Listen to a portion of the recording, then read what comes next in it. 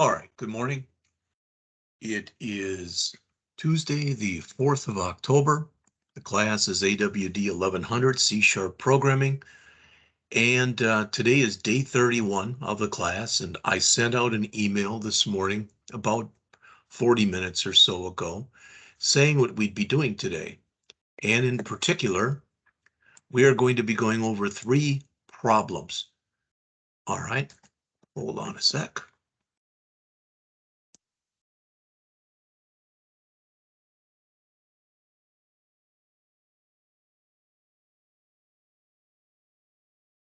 All right, good morning, Grant. And like I said, I just started to go over the email that I sent out about 40 minutes ago.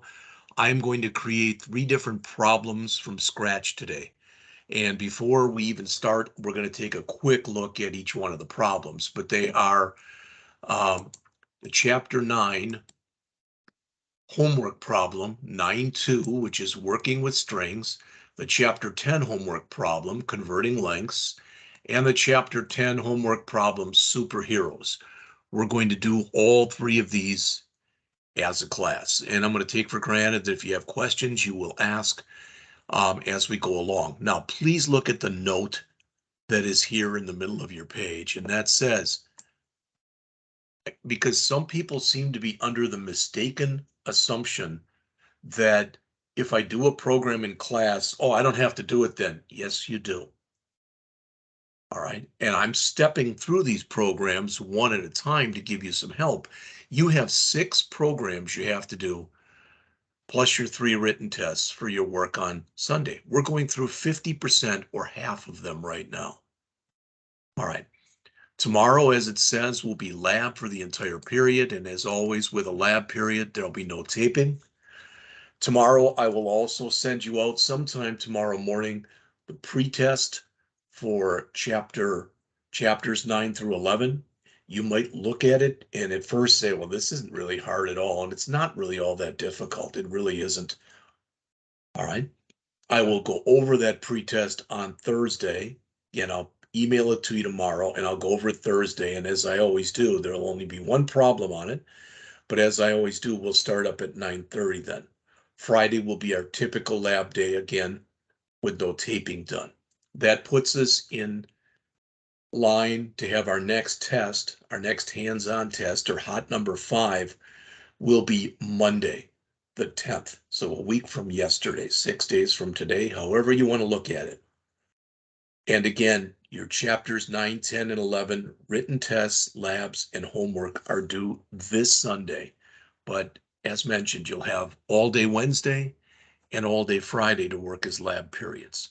All right, so before we go on, what I wanted to do quickly is to look at each one of these problems. So we've got some kind of an idea before we even get going exactly what it is we're going to be working on. All right, so first let me bring this up because we're going to do these first. So hopefully you can see this on your screen right now, but all I have up here is the extra exercises, which are the homework. So the first one that we're going to do, well, let's just look at the ones we're going to do. We're going to look at this one, working with strings. All right. And I didn't do mine. I mean, I did mine like this. I lined it up a little bit better because I'm a little anal that way. But I have a parse button. I've got a format button. I added a clear button and an exit button. All right. And the idea is when you click the parse button right here, what it does is it takes and grabs the username, which is the part before the @ sign here, and puts in a username, and then grabs the domain name, which is what's after, and writes down the domain name. And then also for the when you click the format button, so you put it in as Fresno, CA, etc., and it changes it to this. All right. So it's not like that's really super, super duper difficult, but like I said, that is what we will be doing. All right. I don't know how long that one will take. We'll see. As soon as we get done with that one, we're going to jump into this one, which is extra 10-1. All right. Now, you might look at that and go, why are we doing this one? We've already done ones like this before. Yes, we have. But again, When we click the drop down here, all right, so for instance, if let's just assume for a second, and instead of meters to feet, it said feet to meters. Then this would say feet and that would say meters. So whatever we put in here is going to change based on what we put in up here. And then we'll do the associated conversion based on the chart that you see right here. Now, the only other thing I wanted to mention there is, because this has happened before, when I'll sit there and I will do a problem and somebody will take a look at it and say, you didn't really do exactly what they said in the book here. You didn't really do exactly, and you may very well be right. Because what I try to do when I look at these is I try to sit there and not go by their instructions, but go by the pictures that they show. Whether that's a right thing to do or a wrong thing to do, I don't really know. But either way, that's the way that I do it. And then finally, let me change my share one more time here.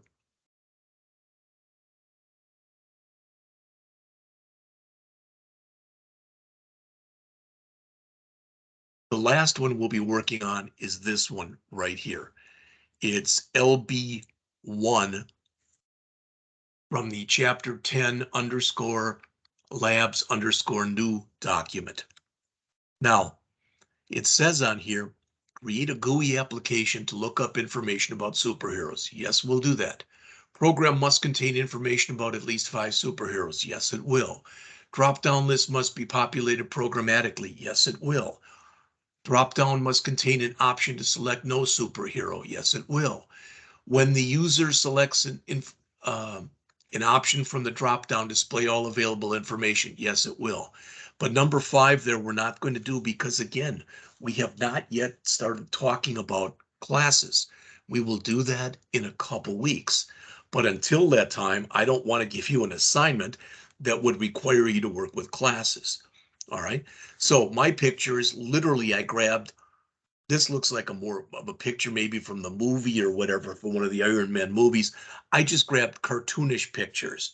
Also, just so you know, I emailed you some starter stuff for this program. So when we get to that point, I'm going to, allude to that starter stuff. All right, so let me close this as well. I just like to have as much stuff closed here as I possibly can. And I'm just going to go into my Visual Studio. Now, just so you're aware of this, okay, I have already created 3 projects. There is no code, but I've added the comments. All right, so the comments are there for each project. So this is the one we're going to be working on right now. This is the chapter 10 homework, work with strings. Again, when we get done with that one, we'll do the chapter 10 one, wherever, chapter 9 one, whatever it is. We're going to do the working with strings. And then we will do the chapter 10 one, which is the convert with lengths. And again, there's nothing in there other than the comments. All right. And then when we get done with the convert with length, all right, when we get done with that one, we'll jump into the last one, which is the superheroes. And again, in there, just so you see this, okay, it'll be a little bit bigger program so we can show some stuff, but I've got the comments in there, but no code. So we're doing all 3 of these from scratch. All right. I don't think there'll be any kind of problem getting this done in a class period. I guess we'll see. I even looked at it that in worst case, if it takes an hour to do each one of these, we're still done by around 11 o'clock or so. So with that said, I'm going to jump right in. And this is, again, the working with strings right here. All right. The thing where we have to parse, etc.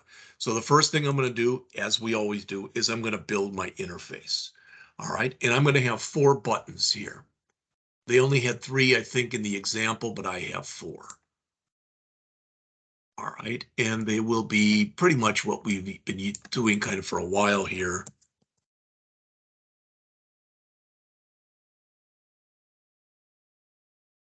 And that is, we're going to have a button here that a parse button, a format button, a clear button, and an exit button.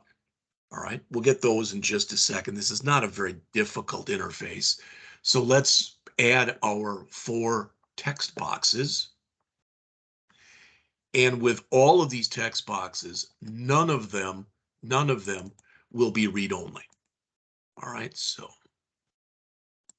in other words, we're going to be adding information into each one of the text boxes. All right, move that over. That's about right. There will be my second one, my third one, and we're going to reshape these in just a second, as we always do. All right, I don't need that one, I guess. Wait. All right, so finally we need 4 labels.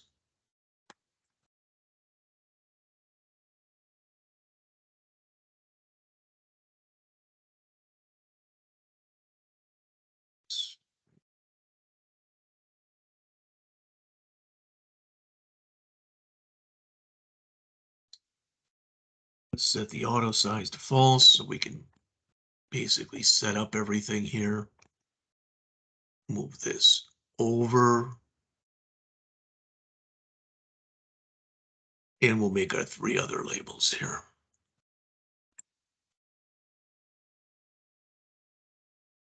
So as mentioned, not a very difficult interface.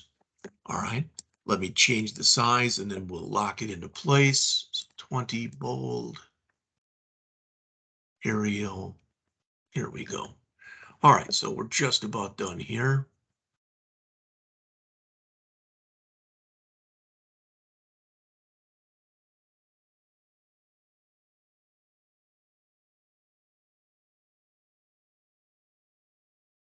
All right, that should be it.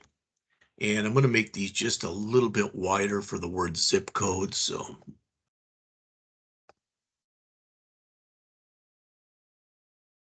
that should be everything. Okay, so let's lock it into place. And let's start creating what we have to create here. So the first button will be BTN parse, and it will say parse.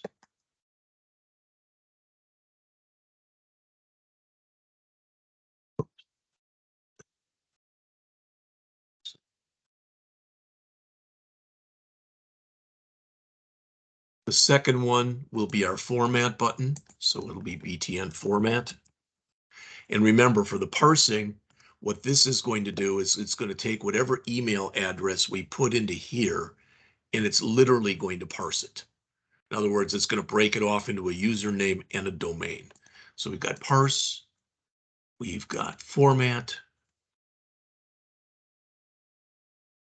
The next one will be clear.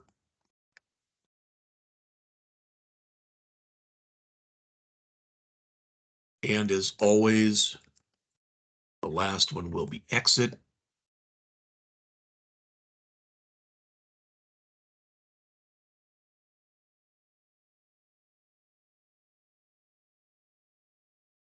All right. One thing I just was thinking of here, I am going to unlock this interface for just a second. And the reason is I'm going to make this a little wider. I'm going to move this down. Oh, like that. And I'm going to widen these out. I don't have to do that, but when you're writing an email address, it's a little bit bigger. So, you know, a little wide. That's why I'm going to do that. Okay. Again, not a perfect interface, but it'll suffice. All right, so I've got now word exit in there.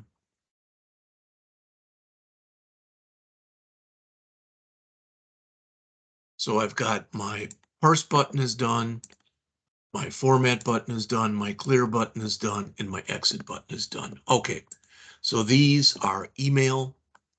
So it will be LBL email. And as always, we'll just have pretty much the same thing here. So this will be email. All right, the next one is city.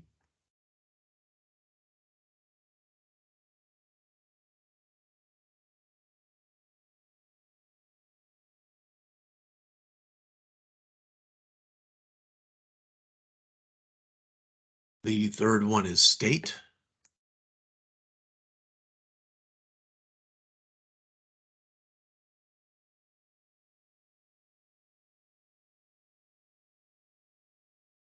And the last one is zip code.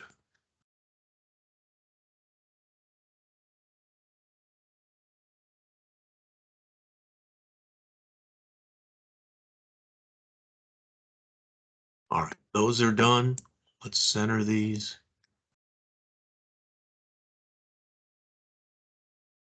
Okay. And might as well center these right away too. All right. So this one then will be TXT email.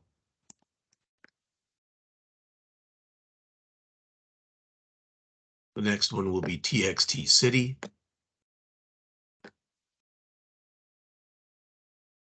TXT state. And finally, TXT zip code.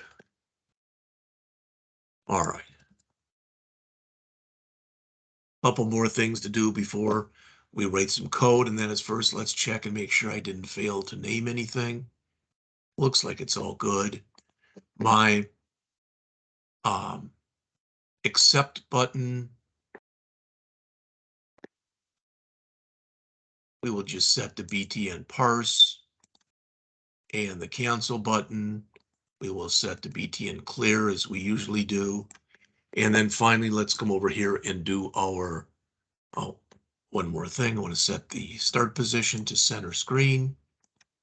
All right, now let's come over here and set up our tab order. All right, and again, that will be 0, 1, 2, 3, 4, 5, 6, 7, 8, 9, 10, 11. All right, so another view tab order. And let's very quickly just do a save all and run it to make sure it's centered on the screen. And we can tab our way through here. So, oh, got the wrong one up here. That's okay. We'll fix that right now.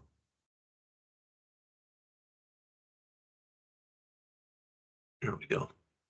All right. Looks right to me. Okay, that's a good start. Now, for the exit, we've done this before, so I'm just going to say exit program or not, as I oftentimes do. And here we'll have a private. Is Louise John. So here we will have a, I don't know what happened here. There we go. Okay, so this is private void exit program or not.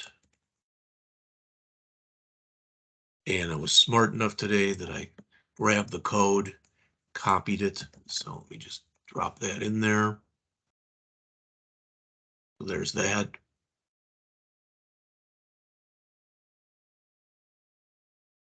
That got way over there, but it did.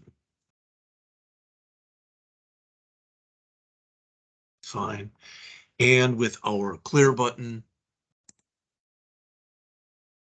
what do we want to do? Well, I'm just going to call it as I usually do, clear fields and set focus. So we'll write that down here.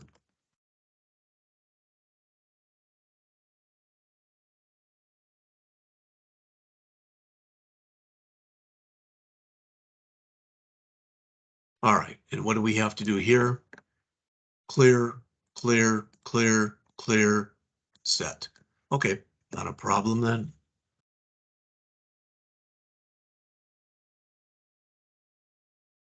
TXT email dot text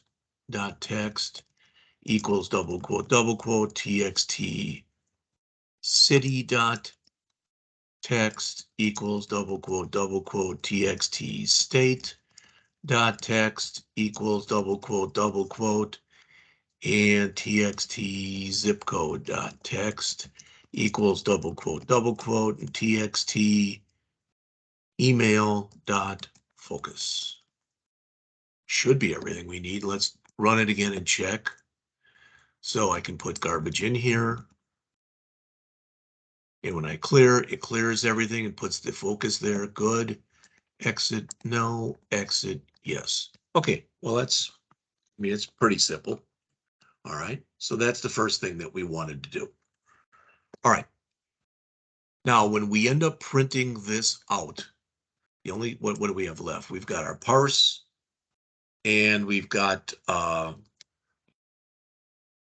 parse and we've got our format. Doesn't really matter which one we do first. Let's just do the parse. And when we parse this again, if I come in here and run this, just so you know, if I run this program and I come in here and I put in jpscott@rankin.edu and I click parse, what we're going to have is a message box come up, and the message box is going to say user jpscott domain rankin.edu. And if we come in here and we put in Wentzville,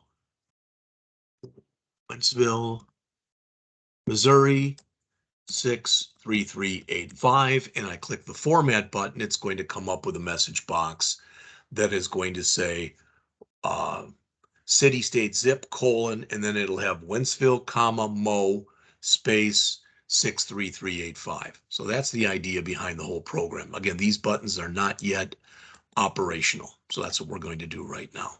All right, and like I said, it doesn't matter which one of these we do first. Okay. So I did come in and I did set up a couple things that were global. We didn't have to do it this way, but again, this is how I did it. So in here, I had one global constant. And again, I just said const string CSZ for city, state, zip equals city, state, zip. That's what you're supposed to print out at the end and then actually print out the associated city and state and zip. I just did it as a constant. No reason that you had to do it like that. I did have one global variable. It was a string variable that I just called message, MSG. All right, that is it. That is it for as far as, you know, what I had in there. All right, for my global stuff. So again, we are going to do parse first. Okay. All right. So as we do this and as we write this, just so you know, I'm going to get some errors. And the reason I'm going to get some errors is, once again, I'm going to be calling routines I have not yet written. All right. But I want to come in here and I want to put in the code that I put in here for the parse routine. To be honest with you, I probably put too much stuff in here. Okay, but I'll put in a little code and then we're gonna write another routine. Then I'll put in a little more code and then we'll write another routine, etc. Just so you can see what's going on here. So as we come in here and as we start, I had a bool that I'm going to use result. All right, and I set it equal to true. Okay, then I came in with a try catch block and I did a try. And what I did was I tried to use at least some of those Muroc validation functions that were shown on page 213, I think it was, of our text. All right. So I said here, result equals is present. All right. And I passed in txt email dot text, dot text, and txt email dot tag dot toString. Now, one thing about this, yes, I'm going to get a bunch of errors, but let's talk about why I'm getting those errors. Well, one thing is I want to go back and I want to set tags for all these fields. So right here, that field right there, I'm going to set a tag in here and just call it what it is. So I'm going to put right up above the text is the tag, and I'm going to type in here email, all in lowercase. The next one, I'm going to type in here city, all in lowercase. The next one, I'm going to type in here state, all in lowercase. And the last one we will type in I'll just make zip code one word, but all in lowercase. You don't have to do that and be that quirky about caseness. To me, it just makes more sense to do that. All right. So the other thing too is let's double check. So that is TXT email, TXT city, TXT state, and TXT zip code, which is good because that's kind of the way that I plan on writing my text here. And what I mean is, notice here we put in TXT email. All right. So we want to try this, and we're going to have a bunch of code after this. And then eventually we're going to have a catch. And in here, we'll have some more code too.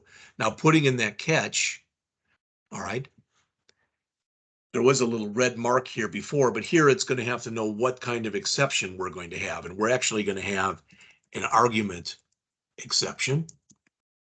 Okay. So now I've got that. But the reason I'm getting an error now is I haven't written this is present method yet. So let's write the is present method. Let's write that right now, and we'll write it right below our parse statement. All right. So I'm going to have a private bool. And again, I base this off of exactly what was in the book, as I told you, on page 213. So string value, string name. All right. So again, this is going to be the is present. I'm getting that error because as of right now, I'm not returning anything yet. So let's come in here and put in bool retval equals true. And then we'll come down to here and I'll just return. There'll be more code in here in just a moment. Retval. Now my error that was here is gone, but let's write the code. All right. So what do we want to do? Well, we are going to be working with a message as well. And that message is what I want to send in if there's a problem. And that's what I made global up here. So I don't have to declare a message variable in here. There already is a global one. So I'm going to say in here, I want to make sure my message at the beginning is set to nothing. I'm just going to guarantee you that by doing this. So if value equal, well, let's do this. If value dot trim equal nothing. So in other words, if there is nothing in this field, whatever field I'm looking at, and in this case, I'm looking at the email field. So if there's nothing in there at all, what I want to put down in my message is name, name, try that again, name, I don't know why it's doing that, but it is. So let's string, oh, because I wrote name instead of name. All right. And I want to say here, name, we'll fix it, is a required field. Now, this routine will handle both, all right, if there's nothing in the name for the email or if there's nothing in the name for the other fields that we're going to work with. All right. So if that's the case, we want to set retval equal to false. And I'm going to take for granted, and unless you ask a question, that this routine by now makes sense to you. So we're checking for the presence or absence of something in that text box. If after we trim it, meaning we're removing the leading and trailing spaces, if there's nothing in there, all right, then we're going to give a message that says, for example, email is a required field, and we're going to return false, meaning there's no sense in going on right there. All right. Okay. That will get us back then. After we do that, that will get us back into here. Okay. Now, this is just, like I said, how I wrote this. So I said, if result like that, meaning that it returned, that returned false, that routine that we just saw. I said, throw new argument exception. All right. When we throw this new argument exception down here, We're not going to do a whole heck of a lot. All right, we're going to put in a message box. So we're going to put in a message box, and I could have written another routine for this, but I didn't. Dot show, and our argument exception, dot message. So we'll just print out whatever the system message was. And then I'm going to put in here, no email input, because we didn't have an email. All right. And where we are right now in the routine we're on, we know that this is the email that we're looking at right here. All right. So we'll put in our message box buttons with just an OK button. And that is an error because that's a field we're supposed to have, and we left it empty.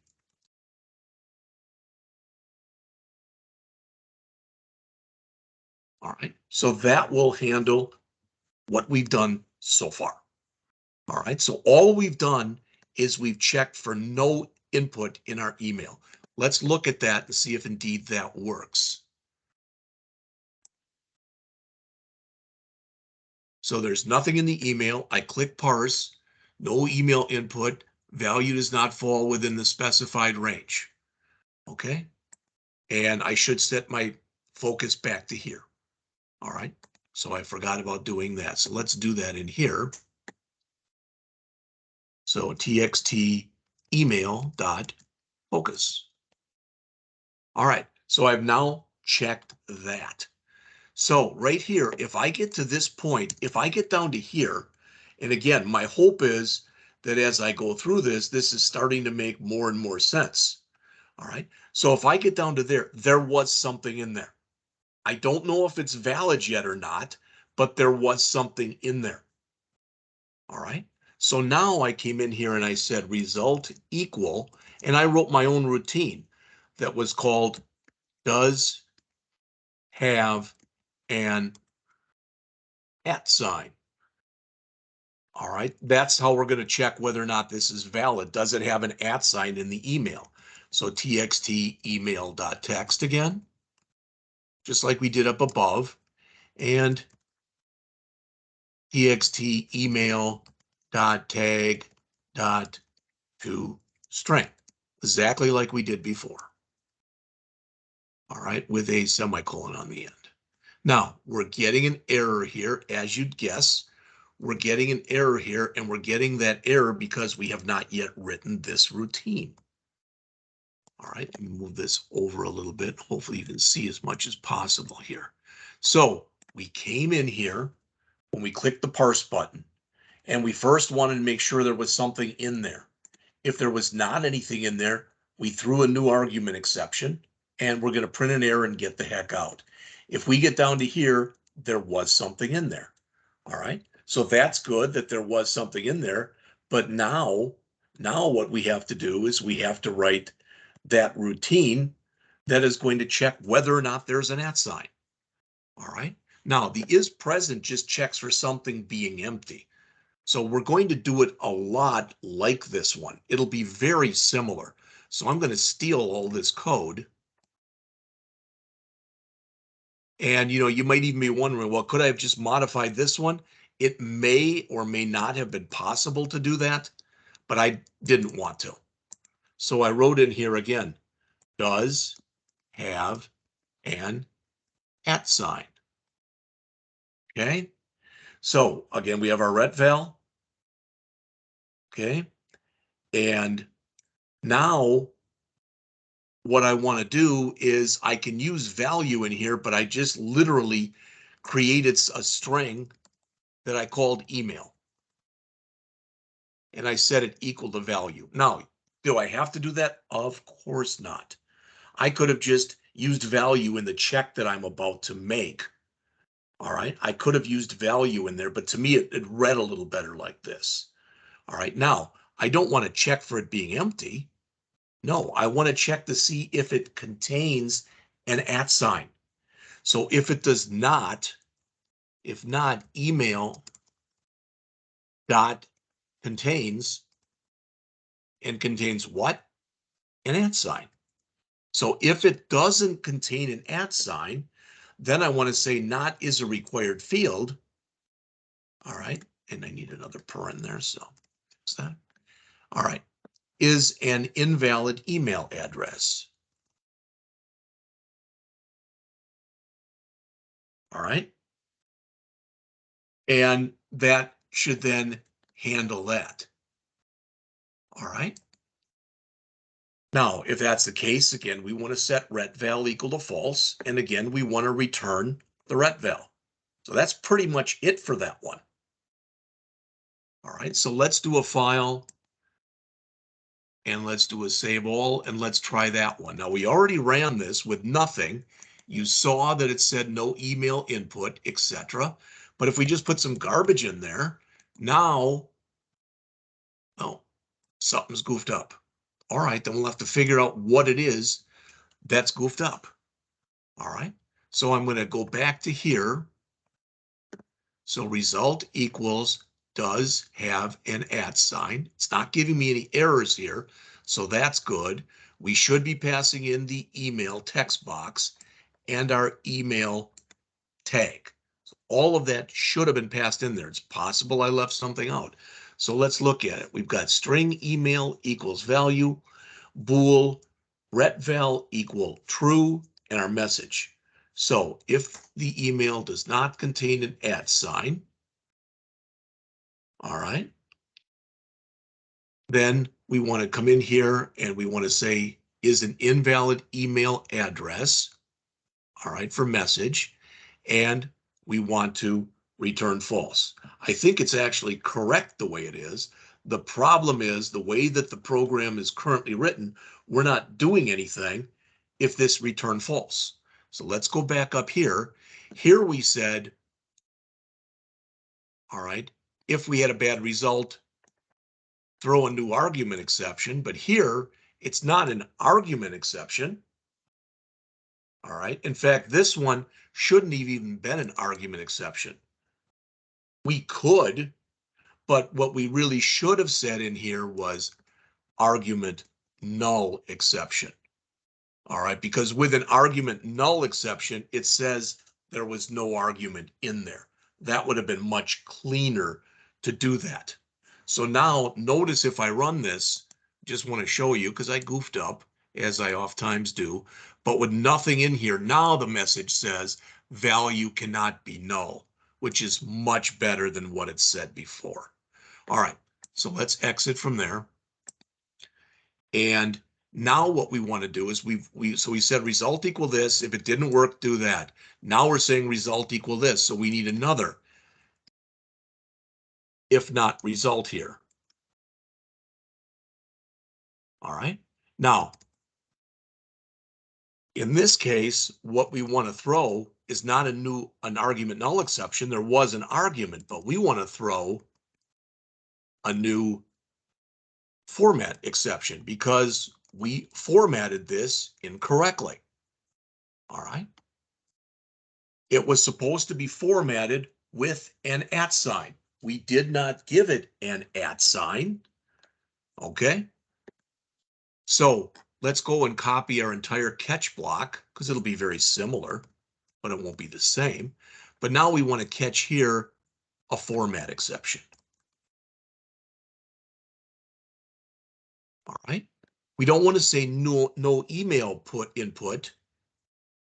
I'll just put in here malformed email needs an @ sign, something like that. Maybe that's not great, but you get the idea, hopefully.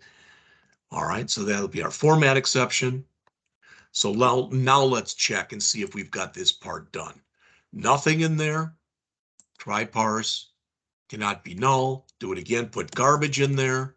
Parse. Now we get malformed email needs that. One of the identified items was in an invalid format. I should clear this, and I'll do that right now. Okay.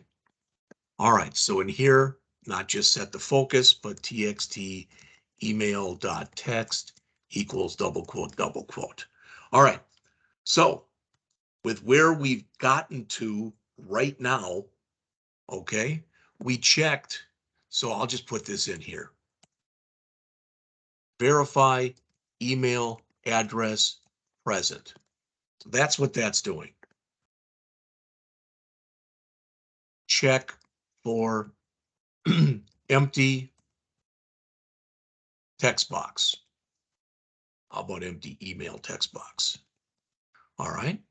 Here, we're going to validate email address has an @ sign. And here what we're saying is email address did not have an @ sign. All right, so if we get down to here, that's all we're checking for as far as whether or not this is valid, is just doesn't have an @ sign. There's a lot more that you probably know you can check on for an email address, and that's fine. But this is what we're doing. So if we've gotten to this point, now we're going to call parse. Oops, I don't know what I did there. We're going to come down here and call a new routine we haven't written yet that's called parse email address. As always, we'll get an error here as soon as I move off because it hasn't been written yet. So let's go and we will write that particular routine now. It's a little longer than the other ones, but it's not terrible. So we'll put it down below these other two here.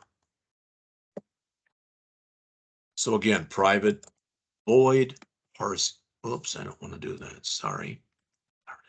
Private void parse email address. And I think, let's see, I may have removed, there we go. All right, so what do we want to do here? Okay, well, we already know, so I'm going to say string email equals txt email dot text dot trim. All right, now that's just an alias. So string is a variable, but really it's an alias. And what I mean is I don't want to have to keep typing in all of this when I can just type in this. All right, so come up here and I'm going to have a string in here, and that's going to be for my username. And I'm going to have another string in here, and that's going to be for my domain name. All right. So what I have to do now is literally just split it. I have to split it at that @ sign. And the good news is there's a split command here. So I can say string bracket bracket, and I just called it split email. We can call it whatever we want. And that equals email dot split. And you have to say what you're splitting it on. Well, we're splitting it on a single character, and that is the @ sign. What that means is username is now equal to split email 0, and domain name is equal to split email 1, just like it shows right there. So we split it at the @ sign. So again, if I put in jpscott@rankin.edu and I split it at the @ sign, the username is now jpscott, the domain name is now edu or rankin.edu. Now there's still a problem. Okay, and that is, what if one of these two is empty? So what if I just put in an @ sign, or if I put in jpscott@, or if I put @rankin.edu? Those are still malformed emails. All right. So I said here, if either the username, and I shouldn't have to trim it because I already trimmed it up here, but if the username is equal to nothing, or the domain name is equal to nothing. So if either one of those were left blank, all right, what did I want to do? Well, I said, I put in a message box. Whoops. Again, this would have been much better if I'd have written a routine for this, because I keep writing message box.show all the time. It's not terrible though. And I said malformed email address. And here I added address, comma. And then here I put down just bad email. We could have put anything we wanted, of course, in here. And again, this will be our We didn't have to put anything else, but I'm going to put in here again my text box, whoops, my message box buttons dot okay, and also my message box icon dot error. Okay. The other thing I want to do is it's bad information in there, so I want to say txt email dot text equals double quote, and txt email dot focus. Okay. Now I wanted to check up here. It contains that. We said red val equal false. Then up here where we caught that. Good. I did clear that. So good. All right. So is there anything else to do here? Not that I can tell. All right. So again, we're checking all this stuff. Okay. And if it did not work, okay, we did all this and we return. All right. Now, this is a void, so there's no ret val there. But if I get down to here, I've got a validly formed email address. They didn't really tell you how to print this out, so all I did was I put the thing inside of another message box. All right, I'm going to have to change the code, what goes in there, but this is now going to just say message box.show, and I put in here username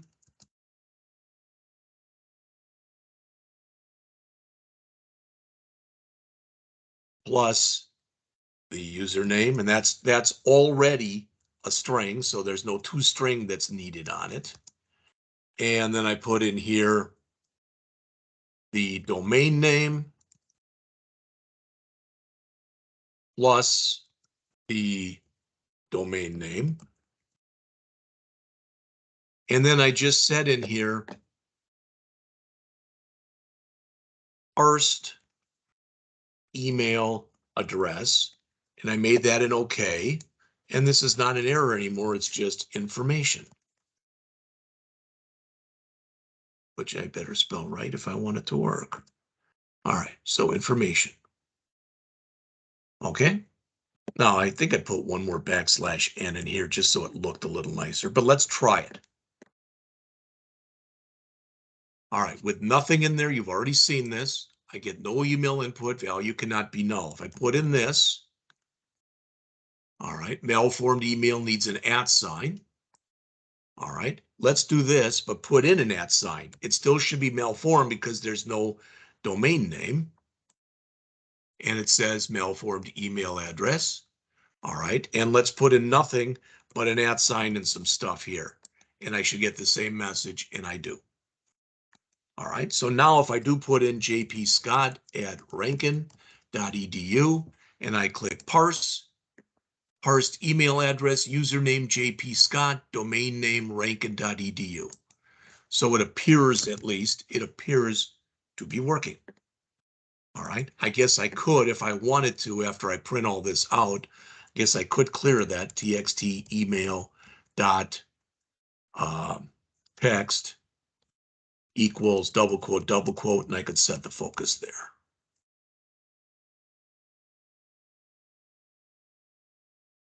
All right, and I'm pretty sure that's the end of the first part of this. Now, we haven't done this part yet, and I'll do that in a second, but we've done everything now, as far as I know at least, we've done everything for the email. Okay, so what's left in here? All right, so we could come in and we could run the same kinds of checks. So I could come in here and check to see if that was present. All right. And if it's not present, so I can run the is present. If it's not, I could again give an error. I could do the same thing here, and I could do the same thing here. I'm going to let students figure out how to do that because we just did it up above. So I'm going to make this one for the formatting. I'm going to make it real simple. So I'm just going to call this format the address. all right, which hasn't been written. So I'm going to write it down here.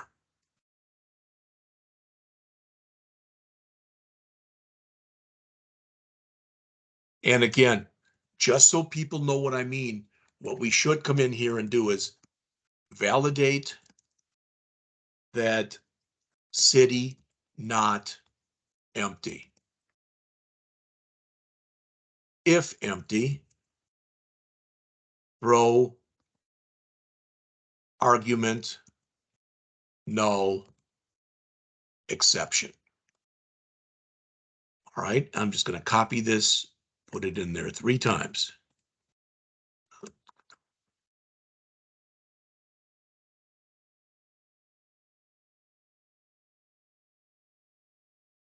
Next, we want to validate that the state is not empty. And if it is empty, again, we want to throw that.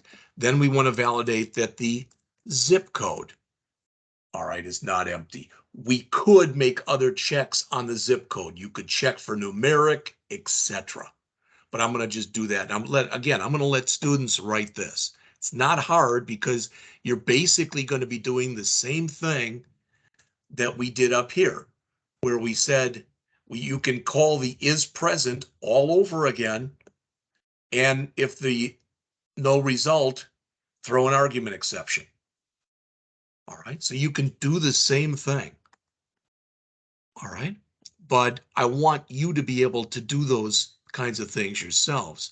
So in here, for the format, the address, I said string city equals txt city.text.trim. String state equals txt state.text.trim. String zip code equals txt zip code.text.trim. So now I've got everything ready. All right. So what do I want to put in there? Well, I made a thing that I oftentimes do that I call output str, and I set that equal to that CSZ thing that we did before, which is going to say city, comma, state, zip, colon, or whatever the heck it was. And I'm going to put that in. Then I'm going to put in a tab, and I want to add to that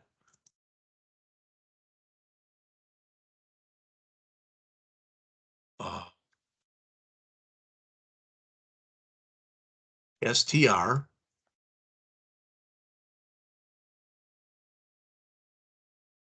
plus equals. So I've got my city, my state, my zip.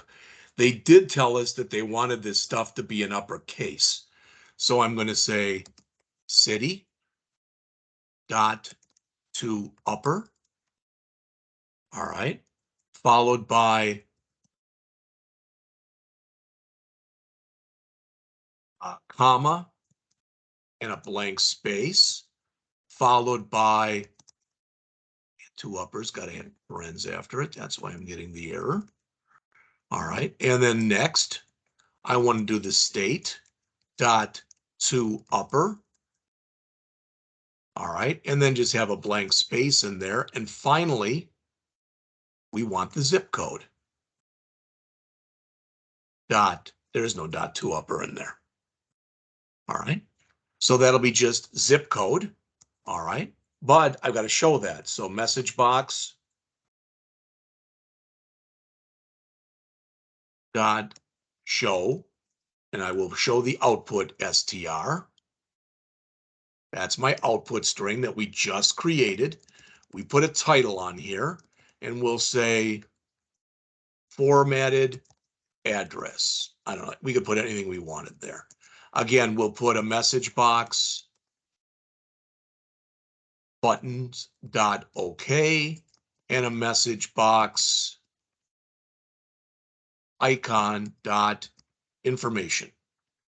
Now, unless I made a mistake in here someplace with, as you know, with me is always possible. All right, so let's do a file, and we will do a file, save all, and let's run it. I'm not going to check. Oh, it does say I missed something. Usually when I do that, I've missed this semicolon, but we'll see. So let me come down here where I've got my error box. And of course, that is what I did. I forgot it there. There we go. It's not showing any more errors, so let's run it again.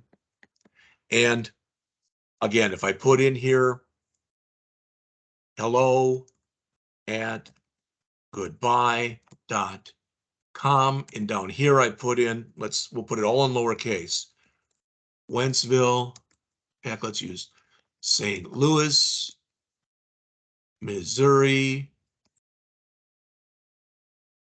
63113.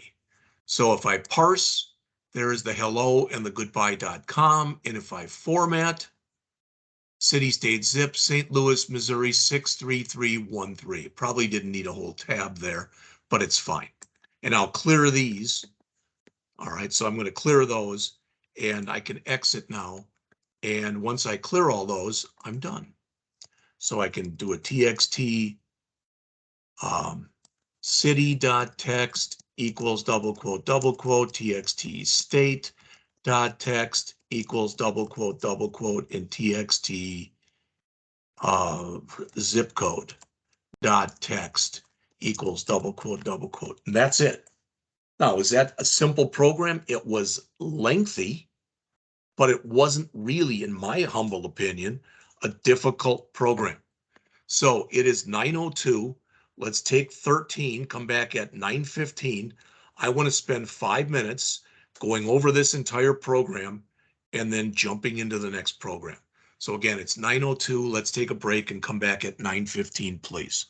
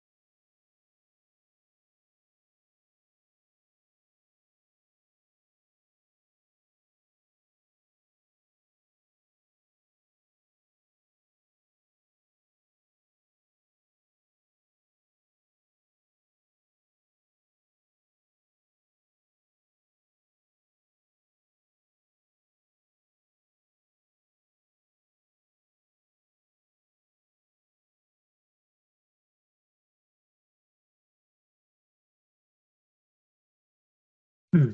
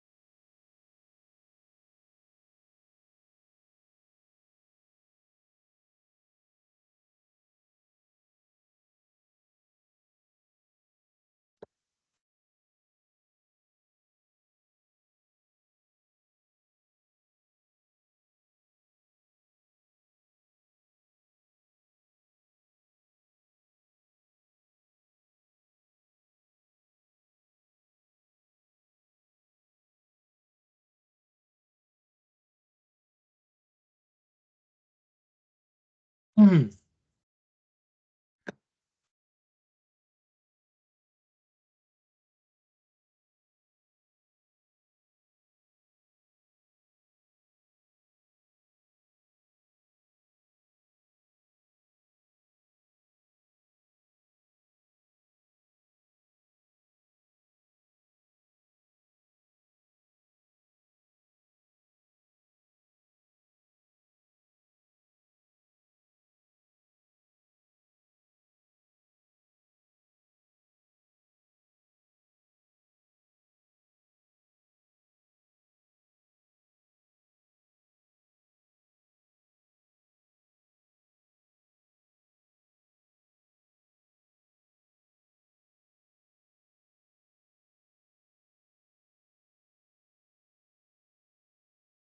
All right, so taking it back from the top and just doing the stuff, I'm not going to go over the clear and whatever. So I went through here and I checked first to see, we did the parsing first. So this was for the email. So we said, is there an email address present? If there wasn't, we threw an argument null exception. If we got down to here, there was an email address. So we asked if it had an @ sign. If it did not, we threw a format exception. If we got down to here, there was something in there and it had an @ sign, so we parsed it. All right. If there was nothing in there, we just said no email input. If there was, and the argument, it was an argument null exception. If there was no @ sign, we threw a format exception and we said malformed email needs an @ sign. And both times I just printed out the system error message. All right. The is present is exactly the way we've done it in the past, so there's nothing to talk about there. The does it have an @ sign is just that. We use the string method contains operator to see if something was present. If it was not present, all right, we were going to have that message that was going to be in there and we return false. When we parsed it, we split it based off of the @ sign. It's still possible that the email was malformed. So when we split it, we now had an array with two elements in it. The stuff that existed before the @ sign and the stuff that existed after the @ sign. If either one of those was empty, meaning if either the username was empty or the domain name was empty, we said that the whole thing was just malformed, bad email. All right. So that was all of that. Then when we got down to here, and I did add this stuff during the break, but we came in here and we did our formatting. So I put it all in a big try catch block. Again, validate that the city not empty. If it is, throw an argument null exception. So result equal is present, passed in the city. If it returned that, throw an argument null exception. So if we get down to here, there's something put in the city, but we've got to make a similar check for the state. All right. If there was no state in there, again, we throw an argument null exception. So if we get down to here, we had a valid city and we had a valid state, but we still have to check the zip code. Now, all I checked here was for a presence or an absence of a zip code. So I didn't check to make sure it was numeric. We could have done that. All right. And again, if there's no zip code there, we again threw an argument null exception. If we get down to this point, then we know there was something for the city, something put in there for the city, something put in there for the state, something put in there for the zip code. We don't know what they are yet, but there was something put in there. If any of these failed, we just said no input there, and that was all. We didn't have to do any work with focus or whatever. I guess we probably could have, but that would have been a little harder. So then we formatted the email address and printed that out. And that's the whole program. Again, are these small programs? No, nobody claimed they were. But again, we're going through 3 of them today, and that's the first one. All right, so I'm taking for granted that you have no questions. I'm going to save this and I'm going to jump right into the second program. All right, now, so that was the work with strings. This second one is the convert lengths. So there's nothing in there yet, but it's again, we are supposed to The interface is even simpler than the last one, but we're doing it based off of this. It's going to have a drop-down list in it. It's going to have 3 labels, 2 text boxes, and 3 buttons. So let's create that right now. Start with, and again, as you know, the order in which we do this doesn't matter, but I'm going to throw my 3 buttons in there. So this is going to end up being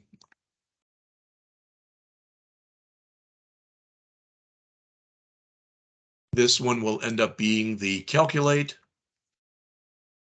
Here we'll have the clear. And here we'll have the exit momentarily. All right, so we'll have all 3 of those in there. All right, then we need 3 labels. And again, I'll make these bigger in just a moment. So let's bring in our 3 labels. There will be the first one, and that'll say conversion. So I will change the color on it and then also change the auto size on there. False, so we can resize it. So again, we're going to have 3 of these. So this one will be our from, and this one will be our to. So where we're going from and where we're going to. Then we need a combo box.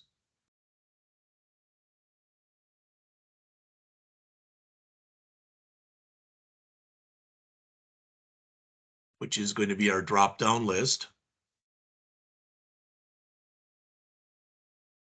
All right, and we need 2 text boxes. 1.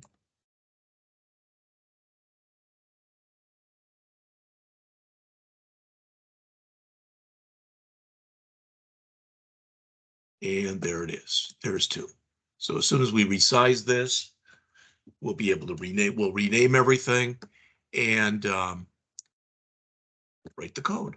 All right, so again, as always, I'm going to resize, make these 20 so everybody can see them, bold them, make them Arial because I like that font. So there's everything. All right, just because I like doing this, I'm going to immediately come in here and center this text. And I'm going to center this text.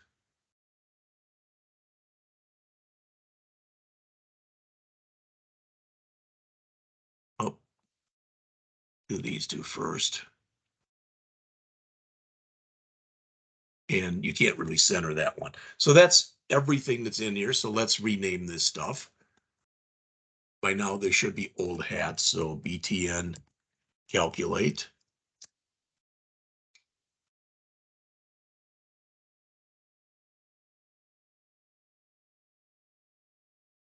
BTN clear.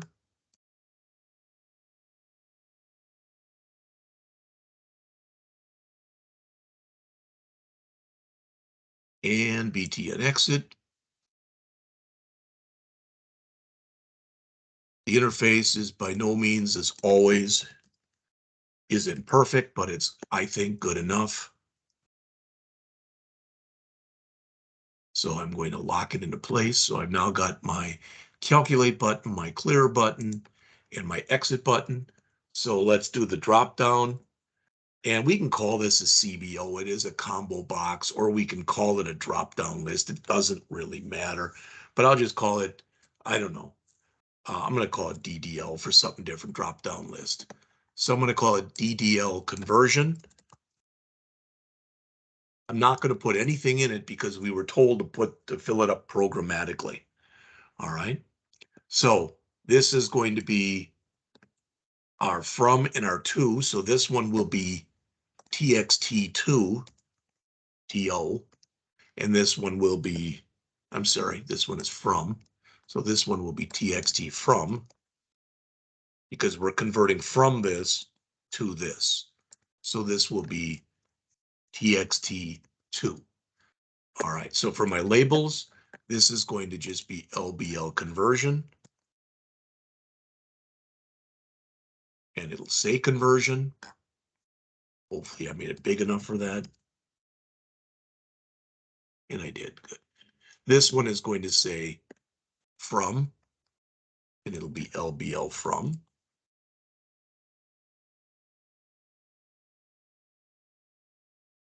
And the last one will be to.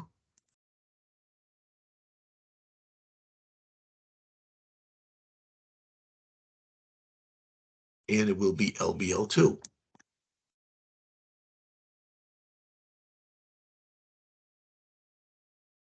All right. As always, let's just come in here and we will set our accept button. And that'll be BTN calculate. We will set our cancel button.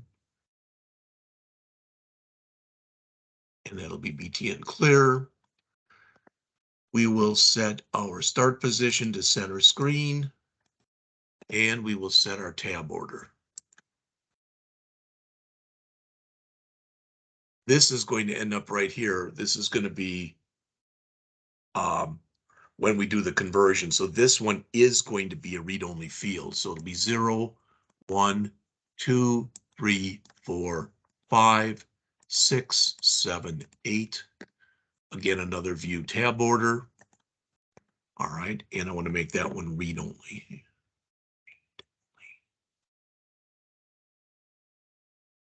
All right, so we should at least would be doing a file, save all. I should be able to run it and see what it looks like.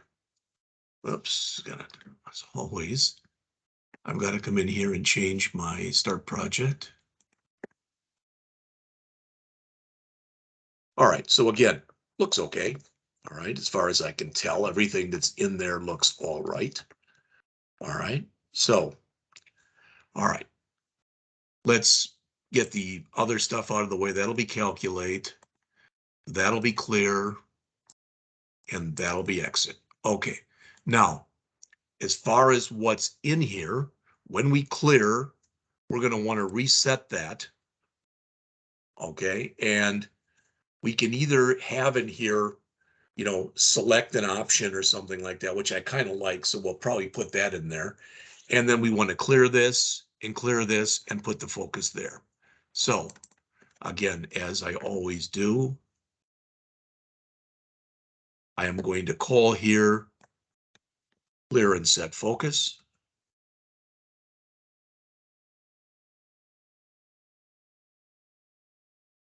And we will write it right down below.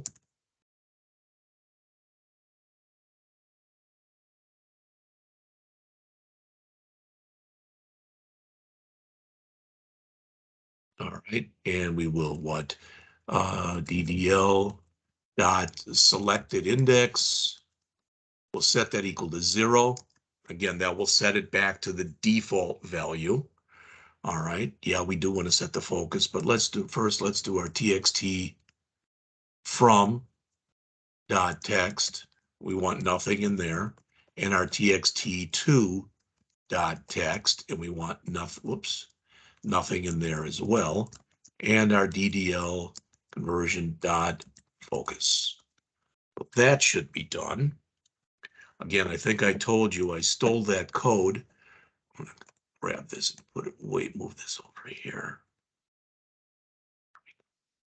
All right, so for the exit button, I put the code in before, so I wouldn't have to constantly be going back. So this will be, again, exit program or not.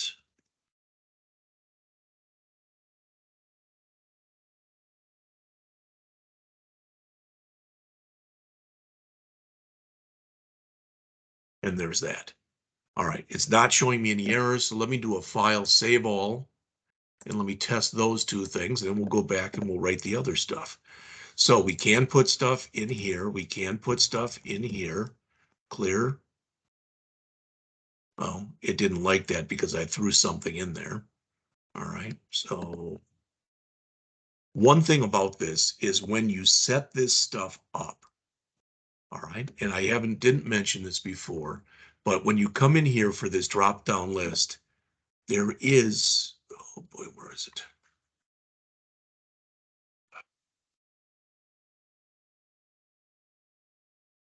somewhere in here. Of course, I won't be able to find it now, but there is basically a type. There we go, drop-down style.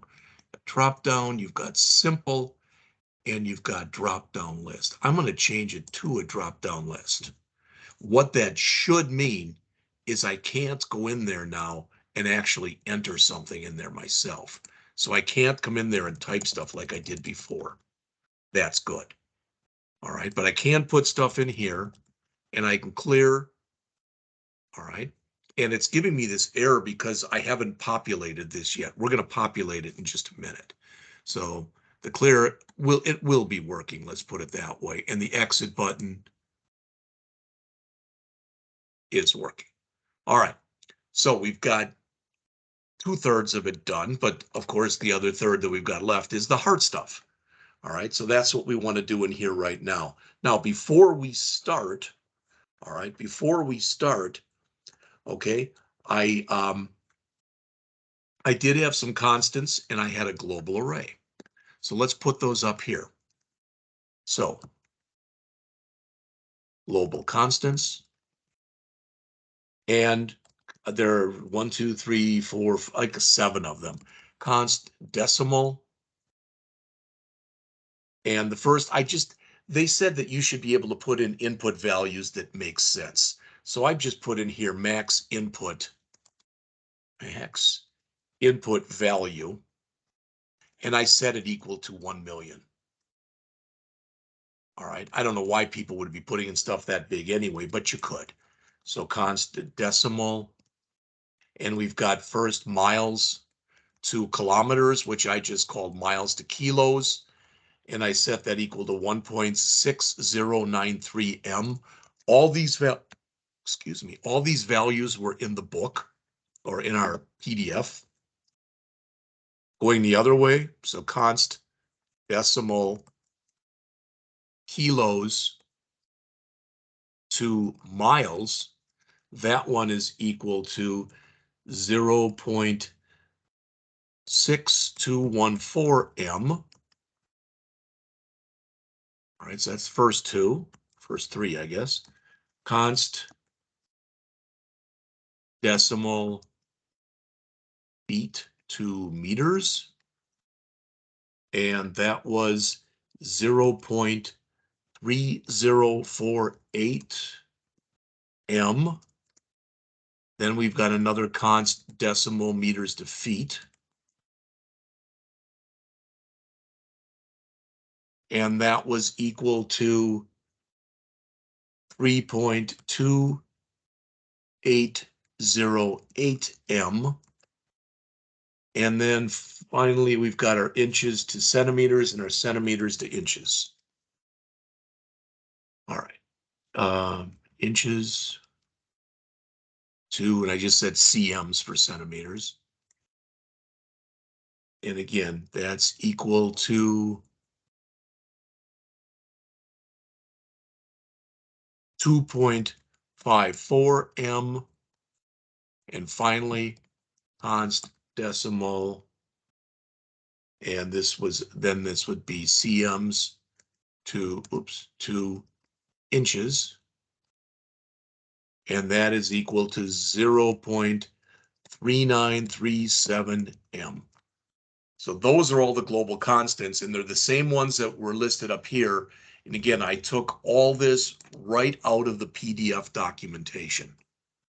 All right, so we've got that done. Now, we have to fill this thing up. We have to fill up and create a global array. Sorry, I don't know what's going on, but something's happening outside my door. Sounds like the guy next door is mowing his lawn. So what I want to do is I want to be able to fill up. So when the program runs, I want the drop-down list here to have those 6 values. Miles to kilometers, kilometers to miles, feet to meters, meters to feet, inches to centimeters, and centimeters to inches. All right. There's different ways that I can do this, but the way that I decided to do it was I created a global array. This is very similar to in the book where they showed filling up different things in, I don't know what chapter it was, 9 or 10. So I said string bracket, bracket. I called it conversions. and I set it equal to, all right, and this will need a curly here, but I put the 6 conversions in there. So we have miles to kilometers. All right, next we have kilometers to miles. Next we have feet to meters, followed by meters to feet, followed by inches to centimeters, and finally, get that up here, centimeters to inches. So these are going to be the 6 values that are going to go into, these are the 6 values that are going to go into our drop-down list. All right. So how do I make that happen? Well, the easiest way, and there are multiple ways of doing this, okay? But is to go into my load event here and to just say for int LCV equals 0, LCV is less than a drop-down list dot length. I guess it's selected length. One, I thought that was just a regular length property in here. So what does it say? I want to make sure I'm using the right one. The number of characters selected, that's not what we want. We want the number of items that are in there. So I don't know, is there an items dot count? Yes, there is. Plus LCV. Now that's a little hard to read. Let me move this over a little. There we go. So for, somehow my paren got screwed up. I'm sure it's something I did. All right. So we want to loop through this 6 times because there's 6 values for us to enter in.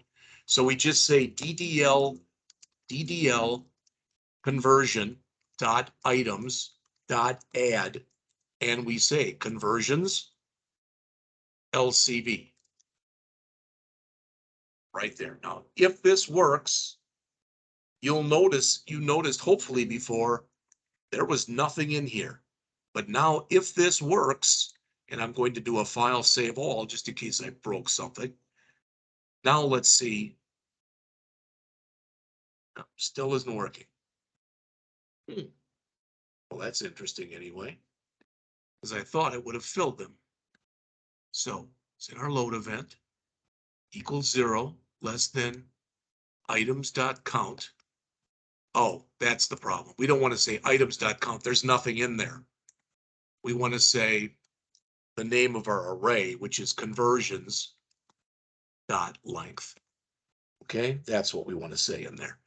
All right, because when we put in there the other thing, it was empty, so it was going from 0 to 0. That didn't make any sense. So file, save all. Let's see, try it again, and let's see now if we've got values in here. There they are. Now I did say something, and we could put this in. So let's put in here. Please select conversion. Okay, not maybe the greatest, but that's fine. I'm adding that. All right, now when I run it again, that should be there on the top. Please select conversion. Now, I like it when you start running it, if there is a value selected in there already, even if it's please select conversion. So what I can do in here is after I get done with this for loop, I can say DDL conversion dot selected index equals 0. And this should guarantee that when we start to run this, now what should happen is it should say in there select conversion type. Let's see if it does. And it does. All right. Okay. Again, those weren't things you necessarily had to do. Those were things that I did do. All right. So what we want to have happen is every time we click in here and we change this from here to here or from here to here, etc., we always want, when it starts running and it says, please select conversion, we want this to say from, and we want this to say to. But if, for instance, we choose this, now we want this to say miles, and we want this to say kilometers. So the event that's going to trigger us changing this stuff is the selected index changed. So if I stop my run here and I double click on this, it brings up the selected index changed event. All right. So I want to call my driver now to make things happen. So I'll call it call the driver, right, which hasn't been written yet. So let's write it right now. So private void call the driver. And this is where most of the stuff that we do in the program is going to be done. All right. But what do we have to do? We have to verify that there is a number in there to convert. And we want to verify that that number that we put in there is numeric. And when I wrote these, and again, I take credit or blame for every one of these, but when I wrote these, this one I decided just to do something different. I was going to write my own routines as opposed to using the ones that were in the book from Muroc. I could have just as easily done that. So I need my from value, which I called from value, and I initialized it just as 0, so there's nothing in it. And I have another one that's called my to value, and that also is equal to 0m. All right, and you should, by now, you should be able to understand that that is the from value, and that is the to value. All right, hopefully that makes sense. Now, since I didn't use the Muroc things, I went back to the old keep going thing. So I've got a bool in here, keep going, and I set it equal to verify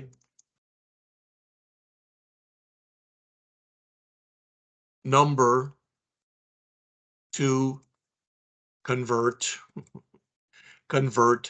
from. Again, I'm getting those errors because that hasn't been written yet. I'm going to write it in just a minute. All right. And in fact, let's just put it down below here so we have it in here. So private, it's going to have to return a Boolean. All right. And it's called verify number to convert from. All right.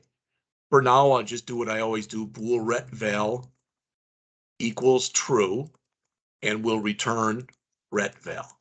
And that should get rid of all the errors that we have. And you can see that it does. All right.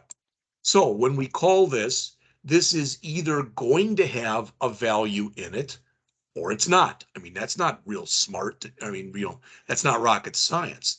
So if it does have a value in it, so if keep going is true, what do we want to do next? Then I want to set keep going equal to verify number, this should be number from, not number to. Verify number to convert from. Verify number to convert from, we'll say exists. And I'll change the name down here.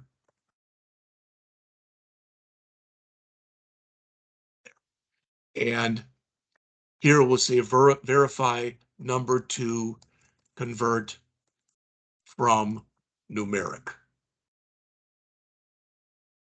Okay, and again, that doesn't exist, which is why we're getting the error. So again, for now, let's again just write private bool that. We need the paren at the end. And I'm going to steal this from here. We'll write those routines in just a moment. All right, so everything is clean now. We don't have any errors. Now, if this returned empty, there's nothing in there. There's nothing in there, so all we have to do is return. So here it's an else return. And again, it's a return because there was nothing in there. All right, so we can just return. All right. Okay. Sorry. Okay. So if we get down to here, so what are we doing here? We do it like this.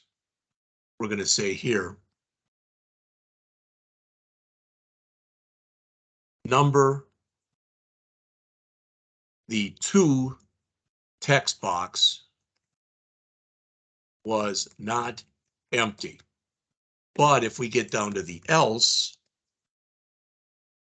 the to tool text box rather was empty. All right, so if we get down to here, not only was it not empty, it was, all right, so there was something in it. So, and if we get down to this point, it is numeric. So if keep going, well, what do we want to do next? All right, so we've checked and we've seen that there is something in there and we've seen that it is numeric, but we've got to make sure there's a type in there. In other words, we don't want it to either be empty or we don't want it to say select the conversion type. We don't want that because if it does, that's an error. We haven't selected a type. All right. So let's see.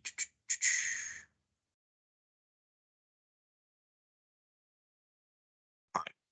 So let me come down in here. Well, that was the calculate button. So what do we have here? Exit program, load, call the driver. Okay, this is all good. All right, so if we're down to here, numeric value in from text box. And if there wasn't, again, we will just return, which again means there was a non-numeric value in the text box. All right, so if there is, now we want to say keep going is equal to verify conversion type chosen, which again has not yet been written. So we'll write that down below the other ones. All right, so we've got verify it exists, verify that it's numeric, and now we'll have our private bool, and this will verify that that was chosen. And again, we will again just steal the retval stuff that was in there before. That fixed that. All right. Now, the only things we have right now, we have no errors, but we've got two warnings that we're not using these two fields. We will in a moment. All right. Now, let's see. So if we get down to here, one more if keep going.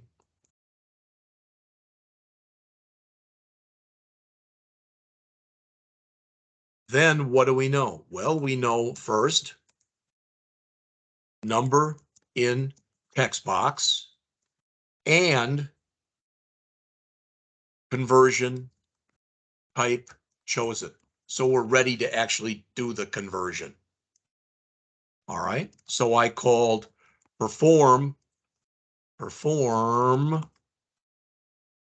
the conversion, which I'm going to write in just a moment. All right, now what that needs is it's going to need the from value and it's going to need the to value that we set up here. All right, but they don't have a value right now, so we'd be passing in 0. So we'll change them inside of this routine. So we'll say ref from value and ref to value so that we're able to change them and they are permanent changes. All right. So we want to call then perform the conversion.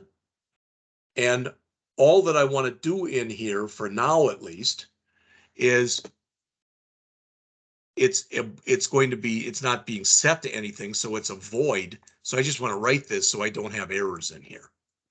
What I mean is down here, I want to put in private void, perform the conversion like that. All right. And where I've got ref from value and ref to value, I can use those, but I have to let the system know in here the type.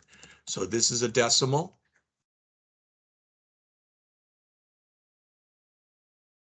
And so is this a decimal. All right. So I have no errors right now in my program. There are no errors in here whatsoever, but I've got a few routines to write, as you'd guess. All right. So let's go in first and do the well, let's do them in order. How's that? So we'll do first what's first? Call the driver. Verify number to convert from exists. Okay. So we'll say here, if txt from dot text dot trim, if it's equal to nothing, well, then we know we passed in nothing. All right. So this one, I am going to write a show message. And this will say you must input a value in the in from field. All right.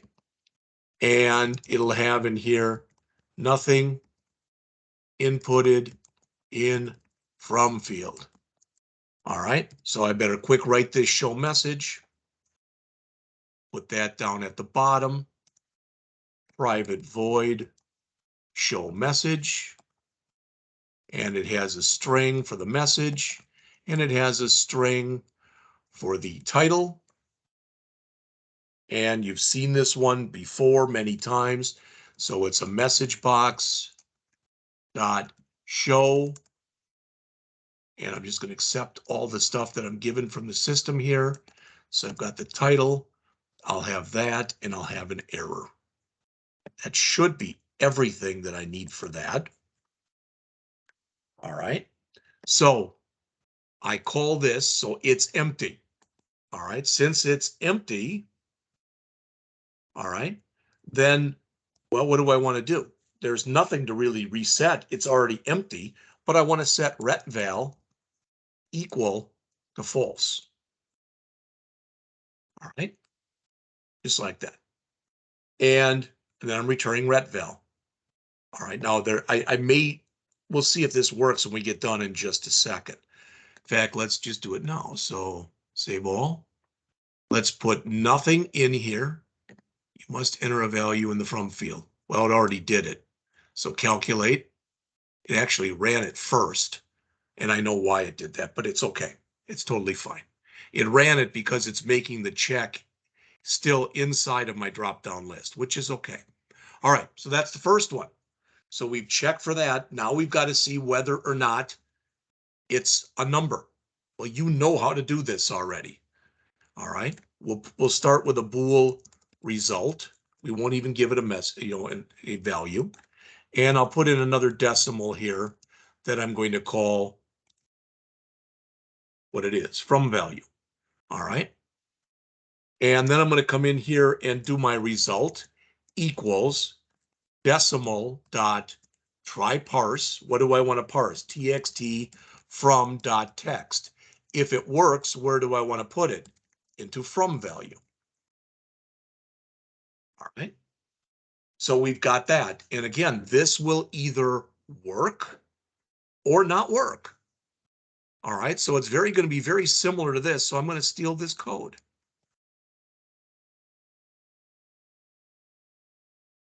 So not this, but I want to say if not result, which means that it returned literally nothing.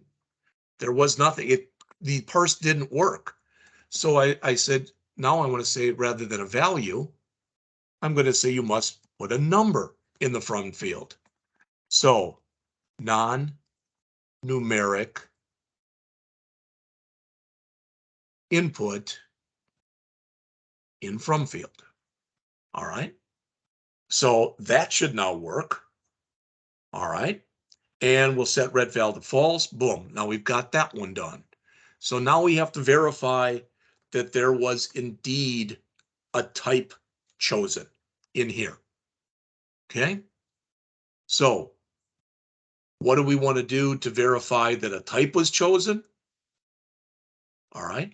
Well, we want to come in here and we want to basically say that if what was put in there, is less than or equal to, less than 0, all right, we don't want to perform a conversion if either this is empty or if it says please select a conversion type. So we can just come in here and do this. It's pretty simple. In fact, this is verify a conversion. So right here, very simple, probably the simplest out of all of these. So if DDL conversion dot selected index, if that is less than or equal to 0, well, then we have not selected a conversion type. We have not selected a conversion type. So again, I'm going to steal this code from here. But I'm just going to say you must choose a conversion type.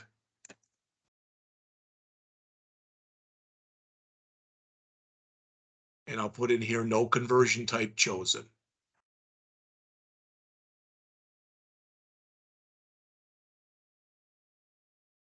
All right. And since there wasn't anything chosen, all right, we can come in and say DDL dot focus. All right, maybe they meant to do it, but they just forgot to. I don't know. All right. So what is left in here? I've got bool, red val equal false, return red val. What doesn't it like here? It says not all paths return a value. Well, that isn't true. Let's see.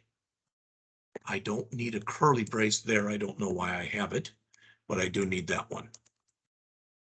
There we go.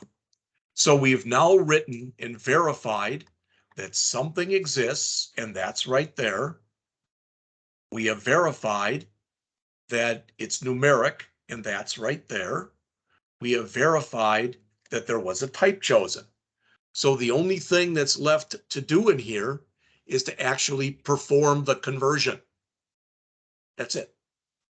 All right. So down in here in this perform the conversion, my from, okay, my from value rather is equal to convert dot to decimal. I can do a straight conversion now. TXT from dot text. I can do that, and that'll work. All right. Now what I have to do is I have to do a switch based on which drop-down value they used. So I should never get in here, but if it's a 0, so case 0, try that again. Switch on DDL conversion dot selected index. That's going to be either -1 if nothing was chosen, 0 if it says perform the conversion, or one of the 6 conversion types. So I'm doing a switch on this. And in case it is either a -1, or if it's a 0, there's nothing to do. There's no conversion. So I'm just going to return. Not, in fact, yeah, I can say return. Not a break. I want to get the heck out of there because there's a problem.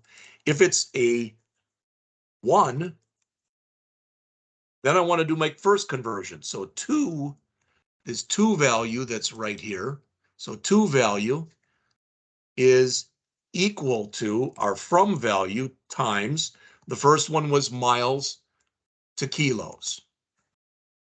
And that's from value. Let's make this even easier.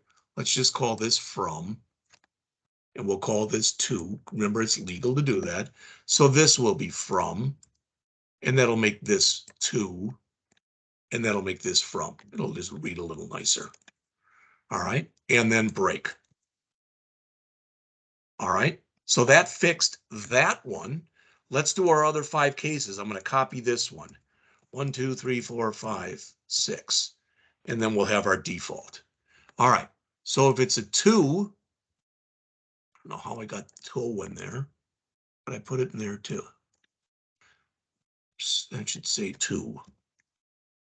All right, so here, now it's going to be kilos times miles to miles. And again, that's 2. If it's a 3, okay, if it's a 3, then next was feet to meters. That's a 2. So if it's a 3, EO equals feet to meters.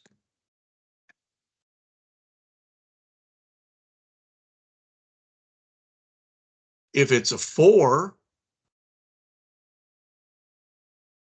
it's meters to feet. If it's a 5, it is inches to centimeters. And finally, if it's a 6, it is centimeters to inches. Don't know what happened there.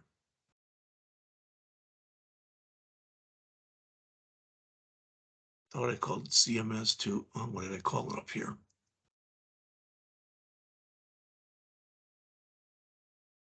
That should be an M, not an N. All right, so centimeters to inches.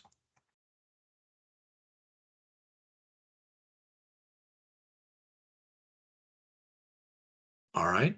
Finally, if it's a default, which should never happen.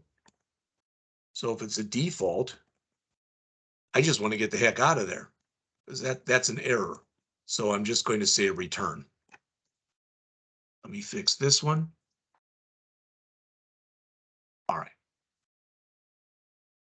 Now, that's all fine and dandy. In fact, it really and truly should work now. All right. So for instance, if I do a file, save all here, and I click, right, don't worry about that message. But when we get here, if I go here, say miles to kilometers, you must input a value in the from field. Okay. 1, calculate. Well, it should, I guess we haven't told it to print out yet. All right, we'll do that in just a second, but that'll print then. We can clear, boom, that all works, and exit works. Okay, that's good. So we're down to the bottom here, but the only thing that we have left to do, I'm going to do this quickly so I get you a break. But down here, after this, we want to now say txt2.text equals the 2 that we just figured out, dot toString, and let's format it. I think they asked for it to be for 4 decimal places, like that. All right. But what we have to do then is we have to call one more routine that we're going to write very quickly, which is configure from and to labels. All right. So I'm going to grab this. It's not a real long routine, I don't believe, but I'm going to put it down here. So private void, and this has got to make sure that the label doesn't say from and to anymore, that rather the label says what it's supposed to be saying. All right. And let's see. It's only like 3 or 4 lines long. One thing I want to quickly do though is, where is that? In here, where we call the driver. All right. I'm not sure we want to do that there, but, and I'll check on that during the break. I do want to do that when we call calculate, because right now we're not doing anything. So I want to make sure I call the driver there. I don't think we have to call it when we select, but I might be wrong. So let's quickly write this 3 lines right here. And I'm going to do a split again. All right. What am I talking about? All right, I'm going to say string, drop down, string, we'll just call it, yeah, string drop down split, you can call this whatever you want, equals DDL conversion dot text dot split. And I'm splitting it on the blank line. Now I want to really quickly run this. All right, it's not done yet. There's still 2 lines I've got to add here. But what doesn't it like here? DDL conversion dot text dot split. Is it selected text? Well, we'll fix that. But the bottom line is this. What I just going to show you this, and we're done with them giving you a break. What I want to do is I want to come in here, and the first word that's in here is now going to be this label, the from. The third word that's in here is going to be the to. All right. It is 10:05. Let's take a break, and please come back at 10:15. I'm going to work on this through the break and quickly finish it up.